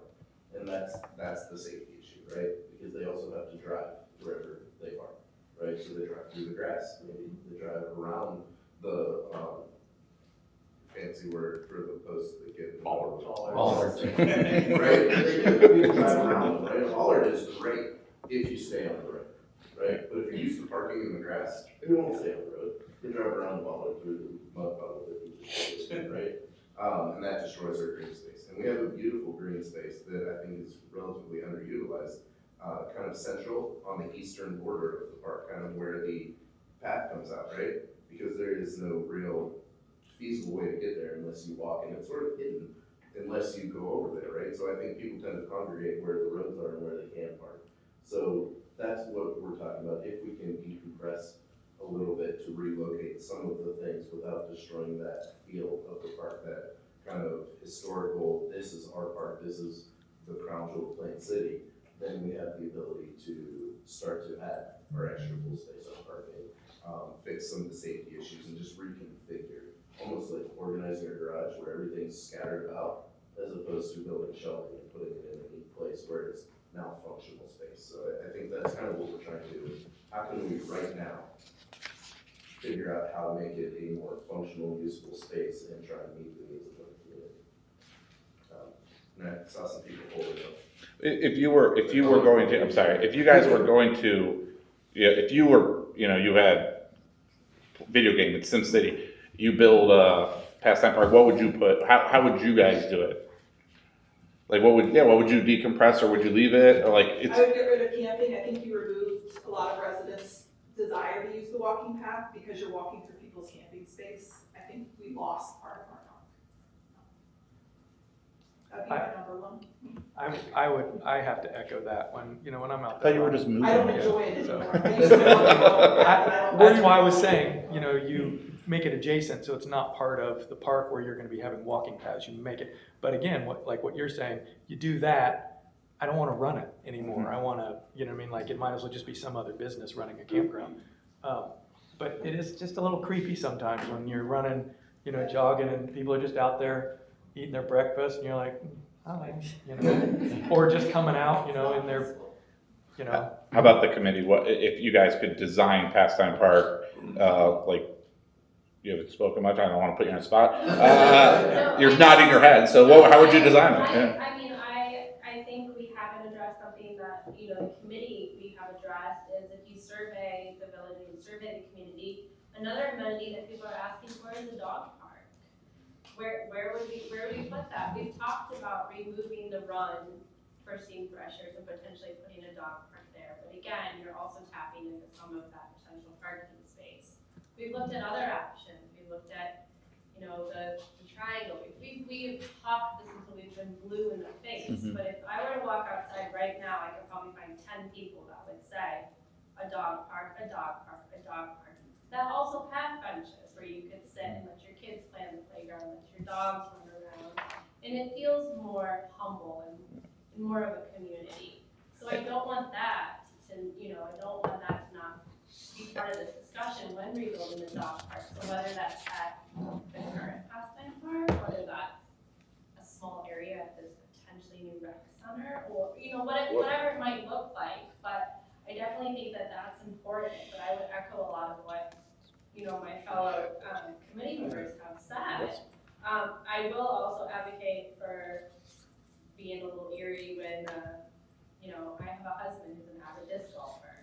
He has recently thrown a disc into somebody's tent. I forgot about that too, like. By accident, Yeah. right? But it's Yeah. in the middle of the campsite. We've talked about either expanding it to a full course, it's only a small par Yeah. course, or simply just picking it up and relocating it elsewhere. That way you aren't impeding on people that are eating breakfast or lunch, dinner, whatever it may be. And he felt bad knocking on somebody's tent to retrieve his disc. It was awkward. He called me and he was mortified. And I'm like, well, I don't know what to tell you. He's like, add it to your parks meeting. And I said, okay. So we mentioned it, right? Those are simply my things because that, I think, what affects my family as here living in the village too. So. Yeah, and just one devil's advocate on that is until we have a full plan for Pastime Park, I am very hesitant to spend any money on capital into Pastime Park because I have a dog too. I would love a dog park. But if I have to move the dog park later, or it's like, I feel bad for Tom, he just said that he put up lights and then we're talking about moving that whole field. It's like, well, those lights would probably have to go with the field. So I get that we're behind the 8 ball, but if we don't plan it well, I don't want to waste money. Like, I don't want to spend money and then build something, and it could be any of these things that we've talked about, and then be 3 years from now, be like, you know what? That I really want the dog park over here, buy it down over at McKittrick Park. I want to put it there. I'm making that up. So I certainly understand it. I always think about like, how much do we try to improve today versus how much do we save and really do it right? Like, do we go, do you do kind of like just the coat of paint, or do you rebuild the walls? Like, that's where I'm kind of like thrown, like where I'm kind of like lost on this. So I guess. And we do have other topics tonight, so we do have to probably go. We'll finish this in probably 5-10 minutes here. I don't know the exact guidance you guys were looking for, but I think that there is going to be, no matter what we do, a ton of different opinions and a ton of different desires. What I think we really need is option 1, option 2, and option 3. And if we can have from the Parks Committee something like that says, if you want to do this with Pastime Park, this is the alternative that you really have to do. If you're willing to move these things or get out of the business of the pool, I'm just going to pick on the pool because we've already picked on everyone else. Don't worry, I can't move the pool, don't worry. I got a season pass to that too. I think that is probably what we need, right? Is to see those options and see the practicality from people that have to design it. Now, my question would be, as we go into budget season, instead of spending some of this money on some of these capital improvement projects, would it make sense to have someone, what I would challenge Linda and the staff and Renee is, does it make sense instead of spending the money on maybe some sort of needed capital improvement, do we spend the money on a design for these things and get a plan? Because I don't know if I really want to put on volunteers having to do CAD drawings and everything, but if you guys are willing to do it, I'd love to save the money and put it in capital instead. I think that's where we have to decide in the near future, because we're in the budget season, of what it would take to come up with this plan. And can we use what we already have in the Parks Master Plan? Can we repurpose? And I think that, to me, is the next step. I think some of those options have to include the chicken and egg things, well, we can't move the ball fields until we have some place to move the ball, you know what I mean? But that has to be part of those options, option 1, we have to do these things. So here are the things that have to happen if we're gonna go with option 1. Yeah. Well, and I see this on this list here, talking about dog park, is Jackson Street. I mean, that was that. That's an idea we've thrown right. around, that property is there, and it is it's not like we're going to develop it. You guys can have that. They could definitely put a dog park there if they would like that. To be honest, when we talk about, when we discuss Jackson Street, I think, to be honest, and you look at the second page there, this needs to be a conversation back and forth, and we can do that, Mr. Terry, for sure. But we don't know what council may have in mind for that land, so we don't want to say, hey, there's a dog park should go there. So I think we just still need to have a little bit of that feedback back and forth. With it being in our wellhead area, I don't think that there's really a whole lot of development that we're planning on doing there. Well, and I think what I'd like to see is, tell us what you think would be the best, you know what I mean? Instead of well, we don't know what you're gonna do with that land. Tell us what you wanna do with the land, because we may go, that's a better idea. Okay. You know what I mean? Yeah, we operate better that way, Yeah. right? We're just here, we wanna do this with this land, but you guys gotta, allocate it to that. Mr. Chair, before we close the discussion, I agree it's probably getting long in the tooth. Is there anything on this list of items that needs to be presented to council briefly in terms of possible issues that they're going to have to deal with very soon? For example, the hiking trails and the heritage trail projects, we haven't even talked about those yet, that are going to need funding. also, and they're vitally important to the community. And also, the Parks and Rec Committee isn't all about parks. It's also about recreation. And there's a significant number of recreation opportunities that are going to be demanded by the residents here, or, you know, in a lighthearted kind of a way. Like an adult education program. That need to be part of the discussion about what we do with funding in parks and recreation. So I just want to alert people that and let Linda address whatever she thinks is important in that area. The reason I put this together, I basically took what the residents said that they saw, how it was prioritized, what they wanted. And then I basically off to the right said, this is what's going on, or this is potentially what could, not even saying should, but realistically what could happen based on those needs. So if you look at it, you know, one of the things we talk about walking and biking trails is we're adding those in each development. Concurrently, we're also working on expanding the Heritage Trail. So there's a lot going on behind the scenes with that not everybody, you know, may comprehend, but we're working on that actively every single day, making connections and working with partnerships and looking at grants. So there's things going on there as well. So that, I wanted this to be council sort of like, this just in red is the things that maybe really are, I don't know how I'm gonna say it, highlights, I guess, for things for consideration. Things that are black means that it's going on, it's getting done. Perfect. And then one last thing is, first off, again, thank you guys so much for your time. Like for not just tonight, your time, but volunteering on the committees. Like it's what drives this stuff. We can't do, you know, like obviously it's like super important.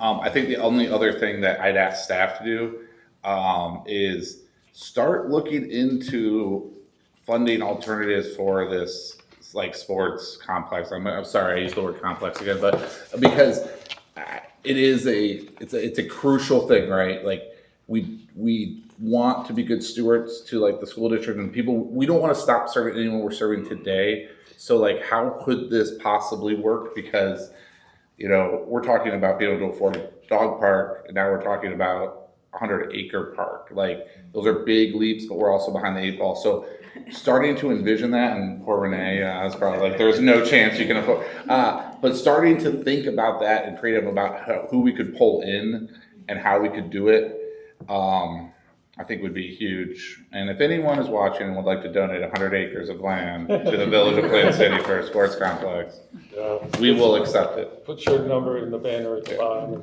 Pleasant Valley Joint Sports Complex. Okay, one final thing on this, Linda, let's remind people we have that $100,000 for what again? So we applied for some money from the state capital budget, biennial budget. We were awarded $100,000. We applied for $850,000. But what we did find out through the process of networking with Metro Parks, Columbus Metro Parks was also awarded money. I believe it was $150,000, and they're chipping in $100,000 of their money, and they're going to be doing a complete feasibility study of getting the Heritage Trail through Plain City. They are spending their dollars on that because it is mentioned in Emergency Rapid 5. It's a huge priority to get the trail through Plain City. Connectivity to Union County, Madison County, everything, Metro Columbus, it's big. That $100,000 we now have has to be used for something on the Heritage Trail. It cannot be transferred to doing anything else. So that's just FYI. But we did get that $100,000, and we will be applying it to looking at some probably engineering studies and some things like that. So very cool. Thank you. Good work. Yep. To Mr. Rucker specifically. In our discussions, we've often thought about, you know, we don't want to get rid of the pulling track because of how crucial it is to steam threshers, yet 51 weeks out of the year, it's there doing nothing. Are there any real ways to damage it, or can we make I don't know. I mean, I would suggest talk to someone from Steam Threshers about it. I mean, I honestly don't know if I don't know how you damage a dirt track, so. I mean, that's basically what I was looking at, right? Like, I would ask a bunch of firemen to see if they can hurt it. Yeah. You guys come out with heavy equipment. I saw them literally take a mud pit and drag it up and make it usable which means at the same time, somebody could probably take a forklift, or one of the tractors, lift those concrete barricades and put them somewhere else. Now we have an open spot in the middle that we could do something with 15 weeks out of the year, and you have a week to put it back together. Yeah, I wouldn't. Okay, so that is I don't, possible. to my knowledge, I wouldn't Okay. say, like I said, yeah, if a bunch of firemen can't break it, I don't think anything can break it, so. Right. The only thing would be very muddy for dogs. That's the only Yeah, that may bad. not be the best use. We're just trying to figure out. Oh, like, yeah. We're very constrained with it being where it is. Yeah. But if we don't destroy it, yet we allow it to change 50 weeks out of the year. Yeah, And put it back together for steam threshers, we've now satisfied everybody. True. And expanded potentially the possibilities of our discussions in our council meeting. in my layman's, to my layman's mind, I don't understand where it would be a problem. Okay. So. That helps a lot for our planning, so thank you. Awesome. All right, next piece of business, 2022 supplemental to include park inheritance. Yeah. I didn't even read to the next item. Goody. If I can.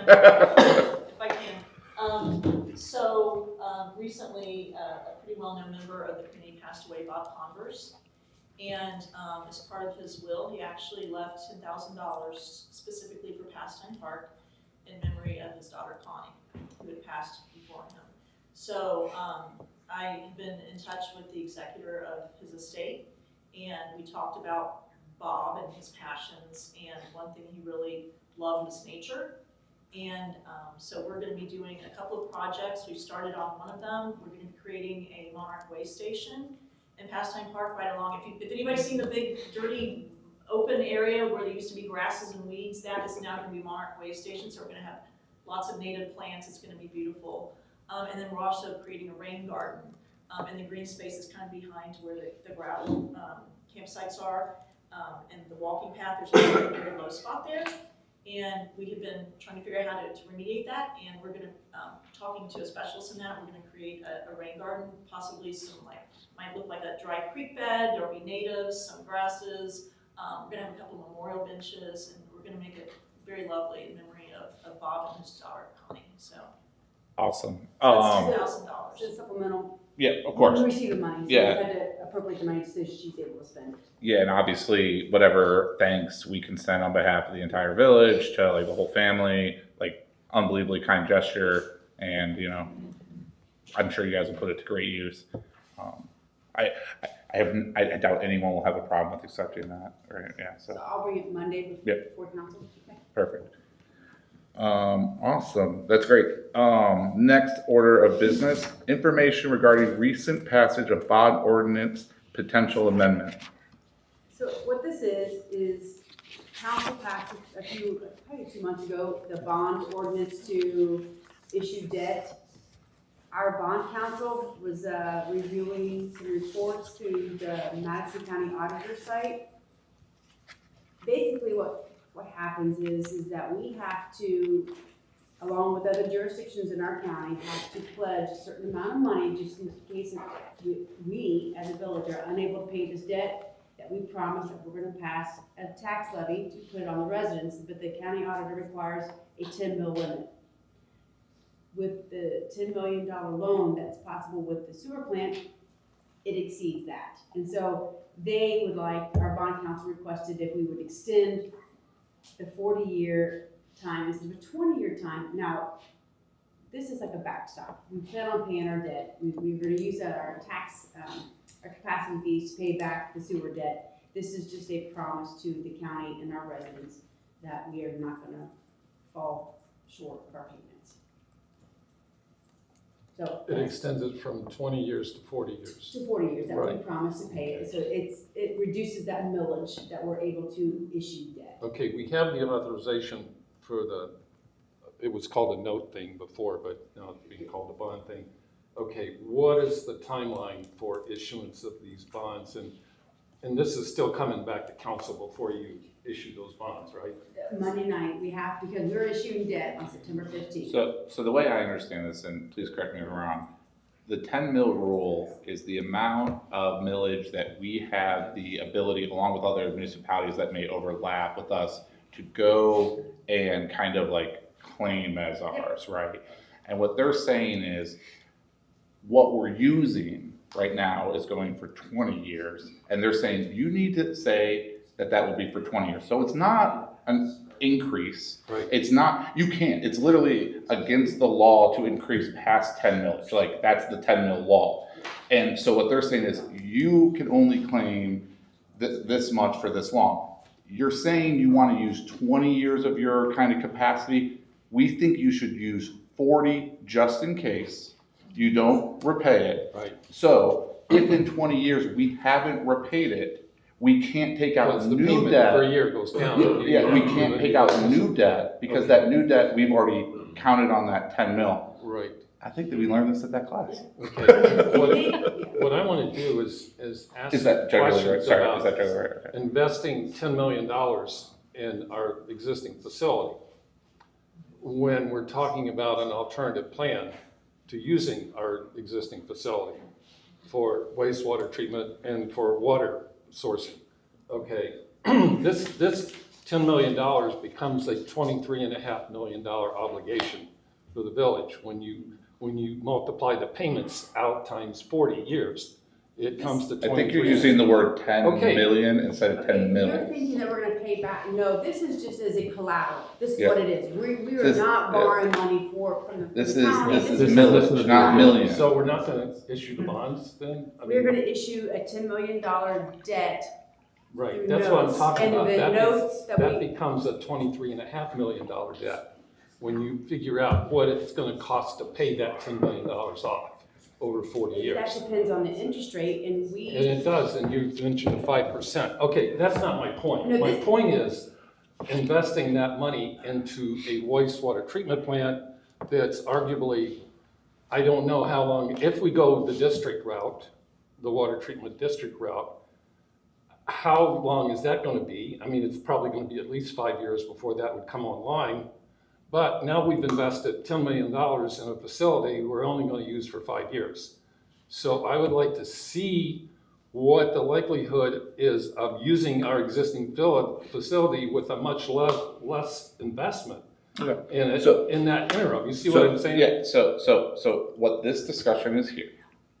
Has nothing to do with what you're talking Well, about. no, it is basically a change to what we're going to vote on Monday. Right. But I Okay. want to include this other discussion because that's what the money is for investment in the wastewater treatment. Okay, so what's the longevity of that wastewater, that $10 million investment? It may be 5 years if you go the district management plan. In my estimation, we need to investigate if we can use what we have with a $5 million investment, let's say, or less, Sure. to get by. So here's what I would summarize that for this conversation, and we can have a deeper conversation on Monday. I am no longer interested in debating the alternative route. I will be voting yes on this. It sounds like you will be voting no, and you will debate us on Monday. on Don't this. take that as a given. People's opinions can change for various reasons. So don't assume that. Yep, I'm just saying, all she's informing us of right now is that the discussion that was gonna be 20 years of collateral, not of. Is 40. Is 40. Right, Monday, all we're we will have a discussing. vote on this, right. and we will clearly have a discussion. I will clearly tell you right now, I have already stated what my interest is and where I would like to go on this, and I am no longer interested in talking about Fine, I alternatives wasn't personally. talking about alternatives, Mr. Terry. I was talking about how much money we invest in the wastewater treatment plant if we're gonna go the district route. Sure. Okay, how long do we need to have that investment? If it's 5 years, I'm thinking $10 million is too much to invest in the wastewater treatment plant. Okay, it's not about whether we should go to the district or not. It's like how much, and because then I have a $10 million debt, which is gonna take $23.5 million to pay off and burden the budget for past my lifetime for sure. So I would like to have that discussion just to determine what the usefulness of that investment really is, if we're gonna do it. So it's not the place to have it, I just wanted to bring it up and that maybe we should be thinking about that. Does anyone else have any questions for Ms. Sana on this topic? Our municipal advisor will be here Monday as well. Perfect. Oh, I was just pointing, because she was starting to talk and you were looking at us, so I wanted to just redirect. Yeah. Let her. Any other questions from the mayor or council on this topic? No. Nope. Perfect. Citizen recognition sign is our next topic of order, and I saw that you sent some stuff. So just to kind of clarify for anyone, we had a application submitted for a citizen recognition sign, like we adopted a kind of recognition policy. The individual had, I believe, 100 signatures, filled out some forms. The discussion over the last couple of weeks has been, okay, we've got a valid submission. How do we want to recognize this person? Where do we want to recognize this person? Where do we want to recognize future people? How do we want to recognize future people? It's our first one, and we don't want to start a precedent. I think the majority of council, didn't want kind of a bunch of signs right at our entry, but they wanted somewhere where it was noticeable. I can't use all the right words, but we had, but basically we wanted to figure out an option for where we could put this that would keep the aesthetics of our community intact, while also actually make sure we fulfill the application that was submitted. And I think that's where we kind of turned it over to staff and said, hey, help us out, come up with some options. And I think that's what Ms. Granger has done. Does that sound about right? I just basically wanted to give you all I guess a palette of choices. Option number one is your standard. I just happen to have a picture of London and Marysville. Those are the standard drive into the community. There's a sign there. Yep. There's a million different ways you can tackle that. So that just gives you basically a look of what their signs are in their communities. So that's option one. Option two, from what I understand from council, we do have the, I guess it's really a civic board. It's the board that has church organizations and civic organizations. It's actually in Pastime Park. Not super attractive, gonna make that judgment call. It's old, the signs are fairly faded. That is another location. And on the right-hand side, I just pulled that up as an example of something that's just more attractive. You could still do something with civic signs. You could also have signs honoring, recognizing your citizens, or you could have something similar to that, strictly, recognizing citizens. I don't know if council wants to keep that in Pastime Park at that location or shift locations, but that sort of gives you a visual of basically a more attractive signage. Won't be inexpensive, so option number one is definitely your least expensive route to go. Option number three is we're going through rebranding, replacing the sign that's our slat sign that's at Route 42. You could replace it with something similar to this, and that again would be your citizen recognition could be there. It could also still house our special events. I know in the past we talked about electronic sign possibly there. I don't know if that's an option or not, but I just wanted to give you an example of what changing that sign up could look like. So I'm kind of just trying to give you guys a smorgasbord of different things to look at. What would you do? I don't know if what I would do would agree with what council wants to do. But that's what we want. Yeah, but that's what we're hoping for. I think you can have a very attractive sign entering the village that would be that honoring the citizen sign. I think that these are not the most attractive signs to have. I think it could almost be something in between maybe option number two and that sign. That's my personal opinion. Like the Huron, Ohio sign, I think if you took that and you have a new logo and you had a citizen recognition sign there, I think that would be very attractive. I do like That's that. probably mine. Along with like other civic organizations, so like along with, Yeah, you. What I like about the Huron, Ohio sign compared to our wooden frame is that it just in this picture alone it holds 12. We have 13 if I'm counting right, and it holds as many and it doesn't take up as much space, right? So look at all that unusable space around that sign. Well, to be honest, like the VFW has disbanded, there are entities on there that we probably need to go and get new signs from, to be honest.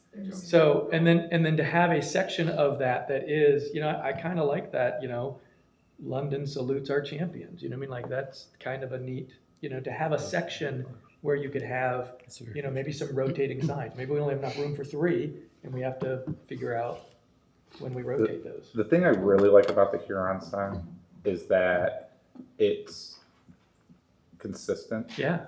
Like, it's not like one size is huge and another one is small. Right. And I think that that is the piece that maybe I'm missing in my brain of like, you know, we need some schematics that say this is what we'll do, this size sign, and you know, this is how long it'll stay up, and this is, you know, what it'll do and things like that. And are you suggesting the sign be at Pastime Park or at the interest of? I'm not suggesting any particular. Are you asking me or?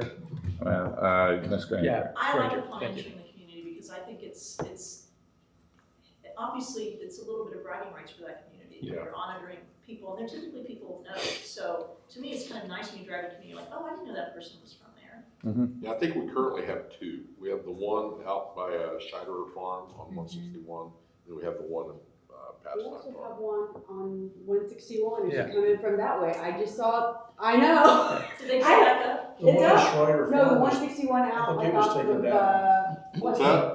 We're coming the other way. The one Yeah. at Schreider Farm, I think it was taken down, and then Mike put the There's one there, I didn't know that until. But on that one, on the one on 161 at Scheider Farms, and you, Ms. Lupton was there for the meeting, but they said that they were gonna put that back, and they were going to do it in a much better form than what was Well, so maybe coordinate, there. Yes. and we should coordinate with what they're gonna do and mimic that, so it's consistent across. Hold on a second. Without Yeah, go. objection, can, Yeah. yep. I was just gonna kind of echo what the last 2 or 3 people said, before I had a chance to scream. Consistency and uniformity, right? When you talk about the sign that we have that's all these random things piecemeal together, it looks like random things piecemeal together. But if our signs entering from different places look the same, if the signs at each way station or wherever, each entrance to our town are the same shape, same size, same general look, that uniformity makes it look cleaner and nicer, and therefore makes our community look a little bit nicer.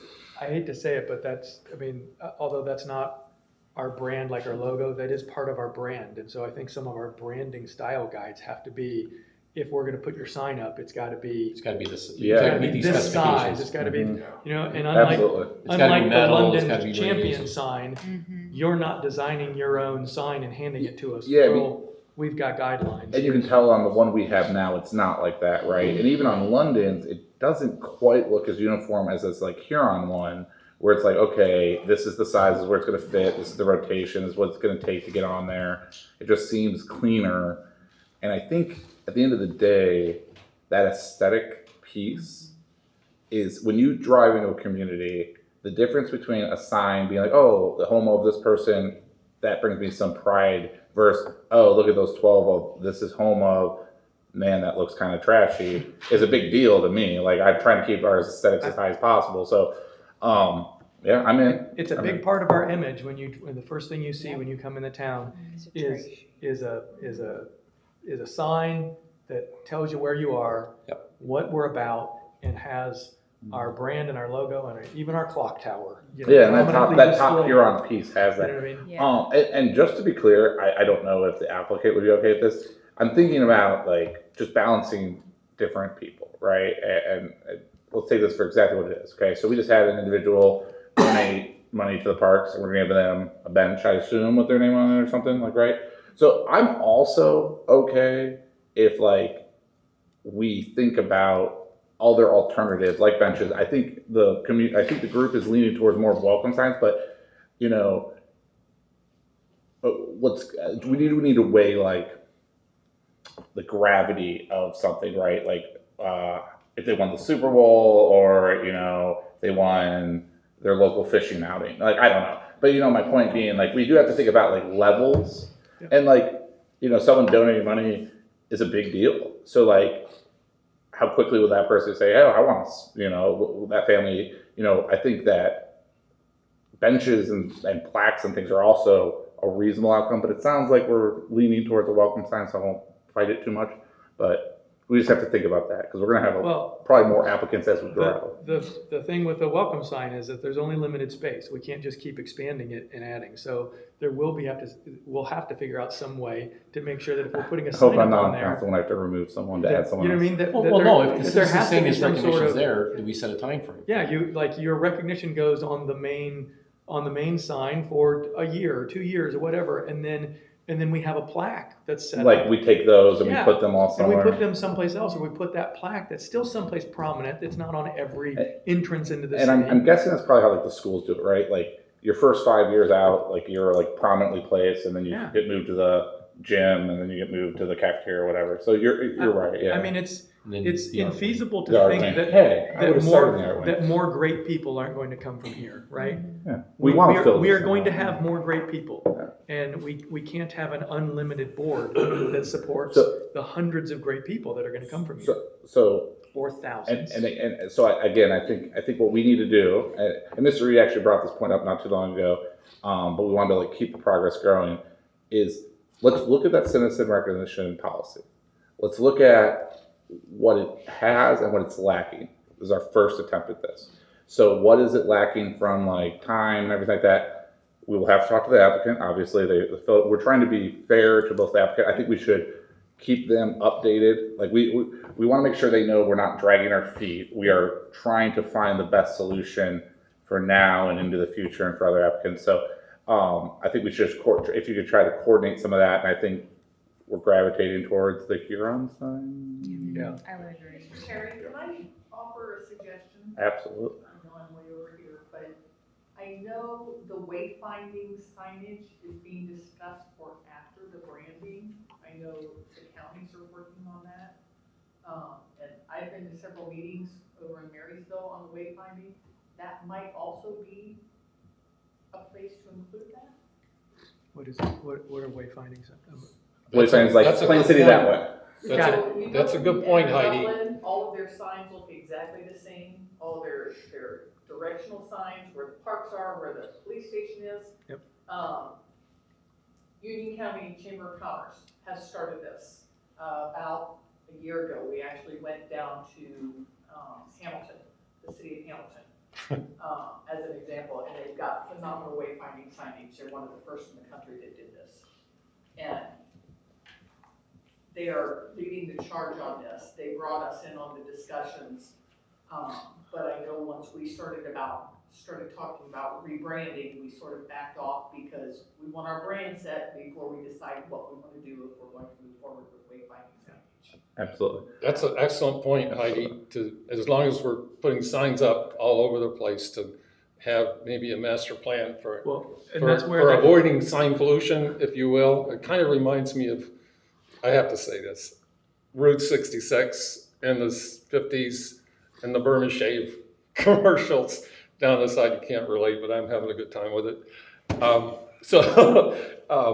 Just maybe coordinate how we do signs and have a good plan so we don't end up with signs every place. I mean, I don't know how the extent fully of our branding Look at that. initiative, Yeah, but that is part of our brand. Our signage is part of that brand, so that is definitely something that we need to pull all together. So I think we have a chairperson, Yep. a co-chairperson, and a second co-chairperson. I think we have 3 volunteers to figure out the signage, so. That was Tom. Terry pointed it to Tom. It's Tom, all right. He said he wasn't artistic. We're just gonna have like pieces of paper hung up everywhere, so, and they're all gonna have his name on them. All right, so we're still gonna make progress on that. I think, again, I think now you've got a little more, and maybe we clean up the timing, the size, the restrictions on the sign, and then I'm actually okay if the actual individual sign that gets hung, the applicant can design it as long as it fits our criteria. We have to establish some we're sort of gonna have to have criteria, some- sizes. Yeah, Like we can't have a certain neon criteria, green it's one gotta and a be. red one and all different fonts. I mean, it's gonna have to be our style guide. Yeah. Awesome. All right, and just as a reminder, we are skipping the alley closing. And the last update is the update on the streetscape options. And Ms. Sonnet Is this yours, or is this Ms. Brill? Or? Well, it's both of ours. I mean, Okay. she's been working with them as well. There is no update. I mean, they broke it out on alternate plans, and that was what they wanted you guys to see to make sure that you are in agreement with that, all the different alternates. And so that whenever they price it out, you guys understand it's not all priced together, and we gave already the go-ahead on that so that they could get going. We do not have an estimate or price on the project at this time. Okay, perfect. So looking at this picture, just help me understand. Base bid starts at The corner building, I think they call it the McCune building now, but the old Hoosier building, and it goes to the end of where the food pantry used to be, our walkway. okay. So before Lovejoy. Yep. Alternative 1 goes down through Pioneer Pizza. Correct. Alternate 2 goes to Lovejoy Plaza. Lovejoy Plaza, yep. Help me understand alternate 3 and 4. There's a water line that runs, that they want to bring across the main street to improve like the suppression for the buildings across the street, correct? Yes. I believe so, yeah. 4, Is water line as well. But across the other it way. goes over to the old HER building. Okay. So they're doing the kind of build out of the costs for all of these different pieces. Yes. Perfect. If authorized is how it will be done. They'll have all these base bids, they'll have all the alternates, and then we can pick and choose which one we want. It's like going to a menu, say I want this and this and that. That's exactly Do- what I do want. we have That a- is literally what I want. That's what it should be, right? Yep. So do we, so I guess the follow-up question would be timeline that they provided, and would they come and present this, or would they just submit it to you and then you would bring it to us? Bring it to you, and then you guys authorize to go to bid. Perfect. And then we get bids in for these prices, and then you guys decide, I want alternate 4 in the base bid. Perfect. Or whatever you want. So we're going, so basically so are we already going to bid, or they're gonna give us a first? They have to give us an estimate. An estimate, Yeah, so then when- go to bid, Yeah. and then, okay. When are they looking to bid this? We hope by next month to go to bid. Okay, you'll get a good price on So the end of the year. the The base contractors bid are hungry. is the They want winter existing work. plan that's in place. The base bid was the existing plan, but then I think after further We slowed them discussion, down, we slowed them down, yeah.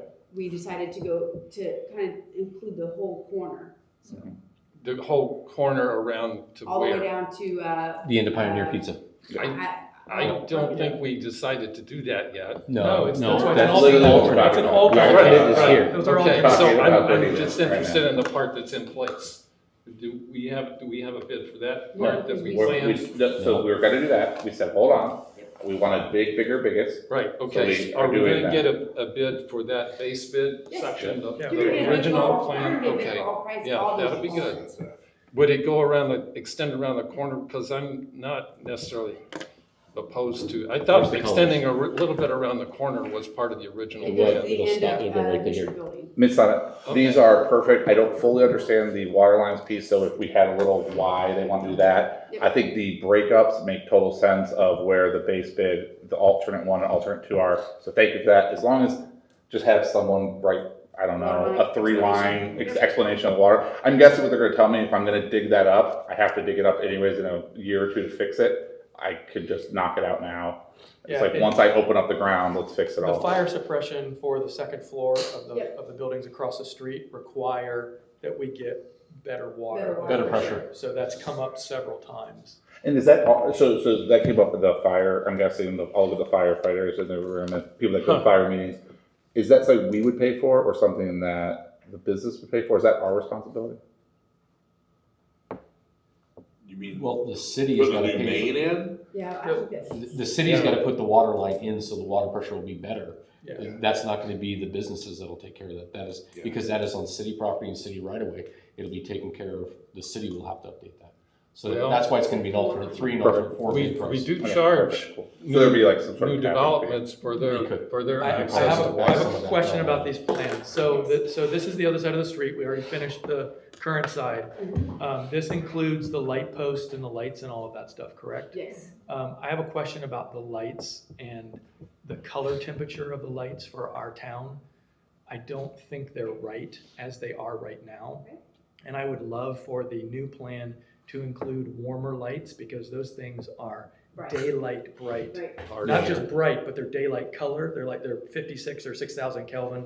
They're blue as all get out, and they take away from the ambience of our town, so. And I do know we have a meeting in 2 weeks with First Energy regarding the taller streetlights, either one, getting them turned off, so you do get more of the Right. ambient lighting. And then Yeah. just about moving them, but yes, I understand. Because I'd love to see the color temperature brought down to the, Yes. you know, the warmer Yep. range. They're a little bright. They're not good for video. Perfect. Obviously, the sooner the better. I mean, but you're kind of at their whim, so, yeah. Any other discussion topics? I would accept a motion to adjourn. I will motion for us to adjourn. Oh, you. I will second. Hey, I haven't been able to do anything for a couple weeks, for a month, so I might as well Thanks, second. Eric. Thanks, Eric. So, okay, so real quick, so this is great to read through, and you can probably watch it and figure out. Thank you guys so much for joining. Thank you guys so much.